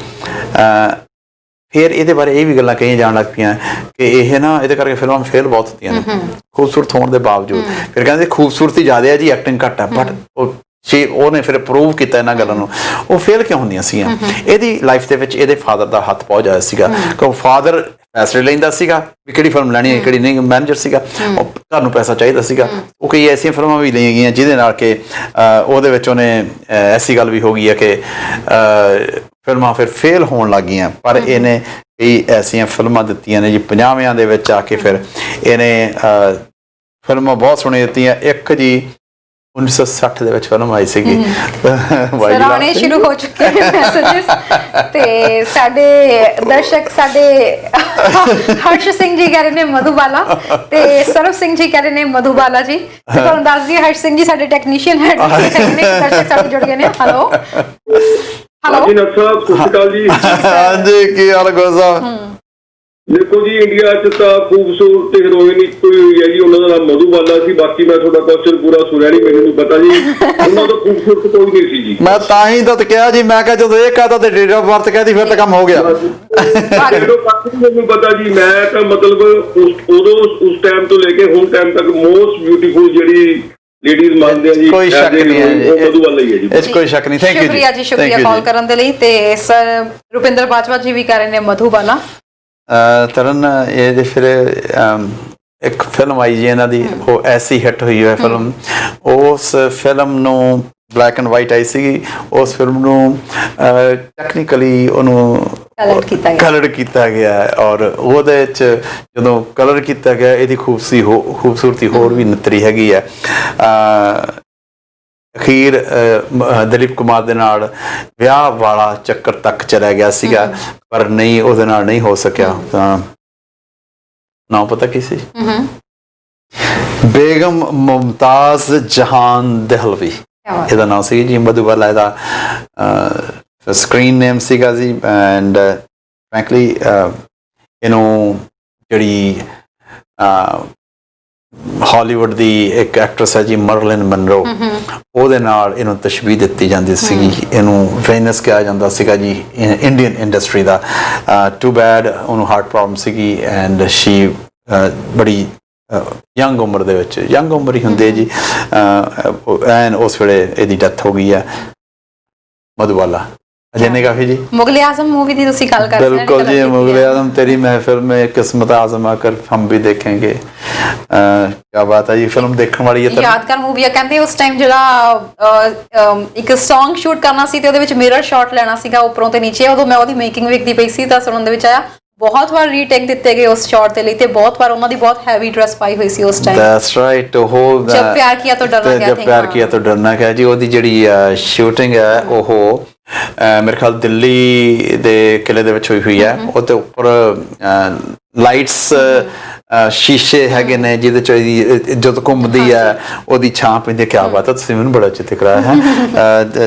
ਬੜੀ ਉਹਦੇ ਡਾਇਲੌਗਸ ਦਲੀਪ ਕੁਮਾਰ ਦੇ ਨਾਲ ਮਧੂਬਾਲਾ ਦਾ ਡਾਇਲੌਗ, ਇੱਕ ਸੀਨ ਦੇ ਉੱਤੇ ਪ੍ਰਿਥਵੀ ਰਾਜ ਕਪੂਰ ਦੇ ਨਾਲ ਮਧੂਬਾਲਾ ਦਾ ਡਾਇਲੌਗ। ਹਾਂ, ਉਹ ਕਹਿੰਦਾ ਤੇ ਸਲੀਮ ਮਰ ਨਹੀਂ ਦਊਗਾ ਤੈਨੂੰ ਤੇ ਮੈਂ ਤੈਨੂੰ ਜਿਉਣ ਨਹੀਂ ਦੇਣਾ। ਉਹਦੇ ਜਵਾਬ ਚ ਬਿਊਟੀਫੁਲ ਇਤਿਹਾਸਿਕ ਮੂਵੀ ਹੈ ਉਹ ਤਾਂ। ਯੈਸ, ਬਿਊਟੀਫੁਲ ਮੂਵੀ, ਬਹੁਤ ਸੋਹਣੀ ਫਿਲਮ ਹੈ। ਜੇ ਨਹੀਂ ਦੇਖੀ ਤਾਂ ਜ਼ਰੂਰ ਦੇਖਣ ਵਾਲੀ ਜੀ। ਦਰਸ਼ਕ ਜੁੜ ਕੇ ਨੇ ਜੀ। ਹਾਂਜੀ, ਹੈਲੋ, ਸਤਿ ਸ਼੍ਰੀ ਅਕਾਲ ਜੀ। ਸਤਿ ਸ਼੍ਰੀ ਅਕਾਲ ਜੀ। ਹਾਂਜੀ ਜੀ ਸਰ। ਇਹਦਾ ਜੀ ਪ੍ਰੋਗਰਾਮ ਖਤਮ ਹੈ ਜੀ ਹੁਣ? ਜੀ ਬਿਲਕੁਲ, ਆਲਮੋਸਟ ਬਸ ਆਲਮੋਸਟ ਖਤਮ ਹੈ। ਦੱਸੋ ਚਾਹੁੰਦੇ ਹੋ? ਅਸੀਂ ਤਾਂ ਮੋਦੀ ਸਾਹਿਬ ਬਾਰੇ ਪੁੱਛਣਾ ਚਾਹੁੰਦੇ ਹਾਂ ਵੀ ਸਾਨੂੰ ਤਾਂ ਇੰਨੀ, ਅਸੀਂ 18 ਸਾਲ ਤੋਂ ਚੱਲਦੇ ਨੌਲੇਜ ਨਹੀਂ ਹੈਗੀ। 9 ਸਾਲ ਤੋਂ ਤਰਨਜੀਤ ਨੂੰ ਬਹੁਤ ਨੌਲੇਜ ਹੈਗੀ ਵੀ ਮੋਦੀ ਸਾਹਿਬ ਤੋਂ ਹੁਣ ਕਿੱਦਾਂ ਵੀ ਉਹਨਾਂ ਦਾ ਪਿੱਛਾ ਛੁੱਟੂਗਾ, ਕੋਈ ਹੋਰ ਬੰਦਾ ਕੋਈ ਨਵਾਂ ਆਊਗਾ ਤੇ ਕਿਹੜਾ ਕੋਈ ਕਰਦਾ। ਲਓ ਜੀ, ਸਾਡੇ ਕੋਲ ਮਿੰਟ ਹੈਗਾ, ਮੈਂ ਤੁਹਾਨੂੰ ਦੱਸ ਦਿੰਦਾ ਜੀ ਹੁਣੇ। ਜੀ ਤੁਸੀਂ ਟੀਵੀ ਸਕਰੀਨ ਅੱਗੇ ਵੀ ਇੱਕ ਦਿਨ ਗੱਲ ਚੱਲੀ ਸੀਗੀ ਕਿ ਹੋਊਗਾ ਜੀ। ਦੇਖੋ ਮੈਂ ਇਸ ਵੇਲੇ ਜਿੰਨੇ ਵੀ ਇਕੱਲੇ ਲੀਡਰ ਦੀ ਵੈਸੇ ਕਾਂਗਰਸ ਵਰਕਿੰਗ ਕਮੇਟੀ ਹੈ ਜਿਹੜੀ, ਉਹ ਚੋਂ ਇਸ ਵੇਲੇ ਕੋਈ ਵੀ ਰਿਪਲੇਸਮੈਂਟ ਹੈ ਨਹੀਂ ਜੀ ਮੋਦੀ ਸਾਹਿਬ ਦੀ। Sorry to say this thing. Lalu Prasad ਆ ਜੀ, can not replace mister Modi. Nitish Kumar can not replace, this is what I think, can not replace mister Modi. Mister Modi ਦਾ ਇਸ ਵੇਲੇ ਕੋਈ ਬਦਲ ਨਹੀਂ ਹੈ ਜੀ। He is a so strong leader regardless of ਕਿਹੜੇ ਪਾਸੇ ਨੂੰ ਜਾ ਰਿਹਾ ਜਾਂ ਕਿਹੜੇ ਪਾਸੇ ਨੂੰ ਨਹੀਂ ਜਾ ਰਹੇ। ਜਿਹੜੀ ਉਹਨਾਂ ਦੀ ਸੋਚ ਹੈਗੀ, ਆਪਦੀ ਸੋਚ ਦੇ ਉੱਤੇ ਖੜੇ ਨੇ। ਉਹਦਾ replacement I doubt it right now. ਹਾਂ, ਕੱਲ ਨੂੰ ਕੋਈ ਨਿਕਲ ਆਉਂਦਾ। ਰਾਹੁਲ ਗਾਂਧੀ ਬਿਲਕੁਲ ਨਹੀਂ ਜੀ, ਕੋਈ ਤੁਸੀਂ ਇਹ ਗੱਲ ਨੂੰ ਛੱਡ ਦਿਓ ਜੀ। ਇੱਕ ਦਰਸ਼ਕ ਹੋਰ ਜੁੜ ਗਏ ਨੇ ਨਾਲ। ਹੈਲੋ, ਹੈਲੋ, ਸਤਿ ਸ਼੍ਰੀ ਅਕਾਲ ਜੀ। ਸੋਰੀ ਤਰਨਜੀਤ ਦੇ ਨਾਲ ਸਾਹਿਬ, ਮੈਂ ਥੋੜੀ ਨਾ ਕਰੈਕਸ਼ਨ ਕਰਨਾ ਚਾਹਣਾ ਜੀ। ਉਸ ਗਾਣੇ ਦੀ ਸ਼ੂਟਿੰਗ ਜੈਪੁਰ ਹੋਈ ਸੀ ਜੀ। ਜੈਪੁਰ ਜੀ, thank you kindly, so nice of ਜੀ। ਥੈਂਕ ਯੂ ਜੀ, ਥੈਂਕ ਯੂ ਸਰ। ਸ਼ੁਕਰੀਆ, ਬਹੁਤ ਬਹੁਤ ਧੰਨਵਾਦ ਤੁਹਾਡਾ ਜਾਣਕਾਰੀ ਦੇਣ ਲਈ। ਤੇ ਬਾਜਵਾ ਸਾਹਿਬ ਮੈਨੂੰ ਕਹਿ ਰਹੇ ਨੇ ਮੂਵੀ ਦੇਖਣ ਲਈ। ਮੈਂ ਬਹੁਤ ਵਾਰ ਜੀ ਆ ਮੂਵੀ ਦੇਖ ਚੁੱਕੀ ਹਾਂ, ਬਲੈਕ ਐਂਡ ਵਾਈਟ ਵੀ ਤੇ ਕਲਰਡ ਵਿੱਚ ਵੀ। ਅੱਛਾ, ਕੀ ਬਾਤ ਹੈ ਜੀ। ਨਹੀਂ, ਸੱਚੀ ਫਿਲਮ ਦੇਖਣ ਵਾਲੀ। ਜਦੋਂ ਖਾਸ ਕਰਕੇ ਤੁਹਾਡੇ ਨਾਲ ਦੇ ਦੇਖਦੇ ਹੋ ਲੱਗਦਾ ਫਿਲਮ ਸਲੋ ਬੜੀ ਹੈ ਪਰ ਖੂਬਸੂਰਤ। ਨਹੀਂ, ਬਹੁਤ ਅੱਛੀ ਮੂਵੀ ਹੈ, ਖੂਬਸੂਰਤ ਹੈ। ਜਿਹਨੇ ਨਹੀਂ ਦੇਖੀ ਜੀ ਪਲੀਜ਼ ਜੀ ਫਿਲਮਾਂ ਦੇਖ ਲੈਣੀਆਂ ਚਾਹੀਦੀਆਂ ਨੇ, ਯਾਦਗਾਰੀ ਫਿਲਮਾਂ ਨੇ। ਕਿਤੇ ਗੱਲ ਹੁੰਦੀ ਹੈ ਤਾਂ ਮੁਗਲ ਆਜ਼ਮ ਮੇਰੀ ਵੀ ਦੇਖੀ ਹੈ ਕਹਿੰਦਾ। ਅੱਜ ਫਿਰ ਇੰਨਾ ਹੀ ਕਾਫੀ ਜੀ। ਕੱਲ ਨੂੰ ਤੁਹਾਨੂੰ ਫਿਰ ਮਿਲਾਂਗੇ। ਇਜਾਜ਼ਤ ਦਿਓ, ਸਤਿ ਸ੍ਰੀ ਅਕਾਲ। ਸਤਿ ਸ਼੍ਰੀ ਅਕਾਲ ਜੀ। ਇਸ ਦੇ ਨਾਲ ਹੀ ਫਿਲਹਾਲ ਦਿਓ ਇਜਾਜ਼ਤ। ਅਗਲੀ ਵਾਰੀ ਅਸੀਂ ਕੋਸ਼ਿਸ਼ ਕਰਾਂਗੇ ਕਿ ਕੁਝ ਹੋਰ ਮੁੱਦੇ ਲੈ ਕੇ ਆਏ ਤੇ ਉਮੀਦ ਕਰਦੇ ਹਾਂ ਕਿ ਪ੍ਰੋਗਰਾਮ ਪਸੰਦ ਆਇਆ ਹੋਵੇਗਾ। ਪ੍ਰੋਗਰਾਮ ਨੂੰ ਲੈ ਕੇ ਤੁਸੀਂ ਕੋਈ ਸੁਝਾਅ ਦੇਣਾ ਚਾਹੁੰਦੇ ਹੋ ਸਾਨੂੰ, ਪ੍ਰੋਗਰਾਮ ਨੂੰ ਲੈ ਕੇ ਸੁਝਾਅ ਕਰਨ 4 ਵਜੇ ਵਾਲਾ ਵੀ ਦੱਸ ਦਿਓ ਜੀ। ਬਿਲਕੁਲ, ਨਾਲ ਦੀ ਨਾਲ ਤੁਹਾਨੂੰ ਦੱਸ ਦਈਏ ਕਿ ਸਾਡਾ ਇਸ ਤੋਂ ਬਾਅਦ ਵੀ ਲਾਈਵ ਪ੍ਰੋਗਰਾਮ ਚੱਲੇਗਾ। 8 ਵਜੇ ਸਾਡਾ ਦੇਸ਼ ਦੁਨੀਆ ਬੁਲੇਟਿਨ ਚੱਲਦਾ, ਜਿਹਦੇ ਵਿੱਚ ਤੁਸੀਂ ਦੇਸ਼ ਦੁਨੀਆ ਦੀਆਂ ਖਬਰਾਂ ਦੇਖ ਸਕਦੇ ਹੋ। 9 ਵਜੇ ਚੱਲਦਾ ਹੈ ਜੀ ਸੁਣ ਲੈ ਸਰਕਾਰੇ, ਜਿਹਦੇ ਵਿੱਚ ਅਸੀਂ ਪੂਰੀ ਦੁਨੀਆ ਦੀਆਂ ਖਬਰਾਂ ਲੈ ਕੇ ਆਉਂਦੇ ਹਾਂ, ਨਾਲ ਪੰਜਾਬ ਦੇ ਮਸਲੇ, ਭਾਰਤ ਦੇ ਮਸਲੇ ਵੀ ਚੁੱਕਦੇ ਹਾਂ। ਉਸ ਤੋਂ ਬਾਅਦ ਮਾਰਨਿੰਗ ਦੇ ਵਿੱਚ ਸਾਡਾ ਸ਼ੁਰੂ ਹੁੰਦਾ ਹੈ ਜੀ ਹੈਲੋ ਪੰਜਾਬ। ਹੈਲੋ ਪੰਜਾਬ ਦੇ ਵਿੱਚ ਅਸੀਂ ਪੰਜਾਬ ਦੇ ਮਸਲੇ, ਜੋ ਇਸ ਵਕਤ ਤਾਜ਼ਾ ਹਾਲਾਤ ਬਣੇ ਹੋਏ ਨੇ ਪੰਜਾਬ ਦੇ, ਉਹਦੇ ਬਾਰੇ ਗੱਲਬਾਤ ਕਰਦੇ ਹਾਂ।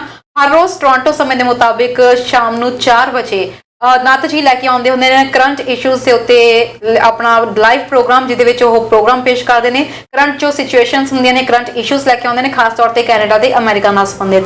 ਤੇ ਇਸ ਨਾਲ ਹੀ ਜੀ ਪ੍ਰੋਗਰਾਮ ਦੇ ਨਾਲ ਨਾਲ ਅਸੀਂ ਇਹ ਵੀ ਜ਼ਰੂਰ ਕਵਾਂਗੇ ਕਿ ਸਾਨੂੰ ਸੋਸ਼ਲ ਮੀਡੀਆ ਤੇ ਵੀ ਜ਼ਰੂਰ ਸਬਸਕ੍ਰਾਈਬ ਕਰ ਲਓ, ਫੇਸਬੁੱਕ ਨੂੰ ਵੀ ਫੋਲੋ ਕਰੋ ਤੇ ਸਾਡੇ ਪੇਜ ਨੂੰ YouTube ਤੇ ਵੀ ਜ਼ਰੂਰ ਫੋਲੋ ਕਰੋ। ਫਿਲਹਾਲ ਦਿਓ ਇਜਾਜ਼ਤ, ਦੇਖਦੇ ਰਹੋ ਹਮਦਰਦ TV। ਸਤਿ ਸ਼੍ਰੀ ਅਕਾਲ।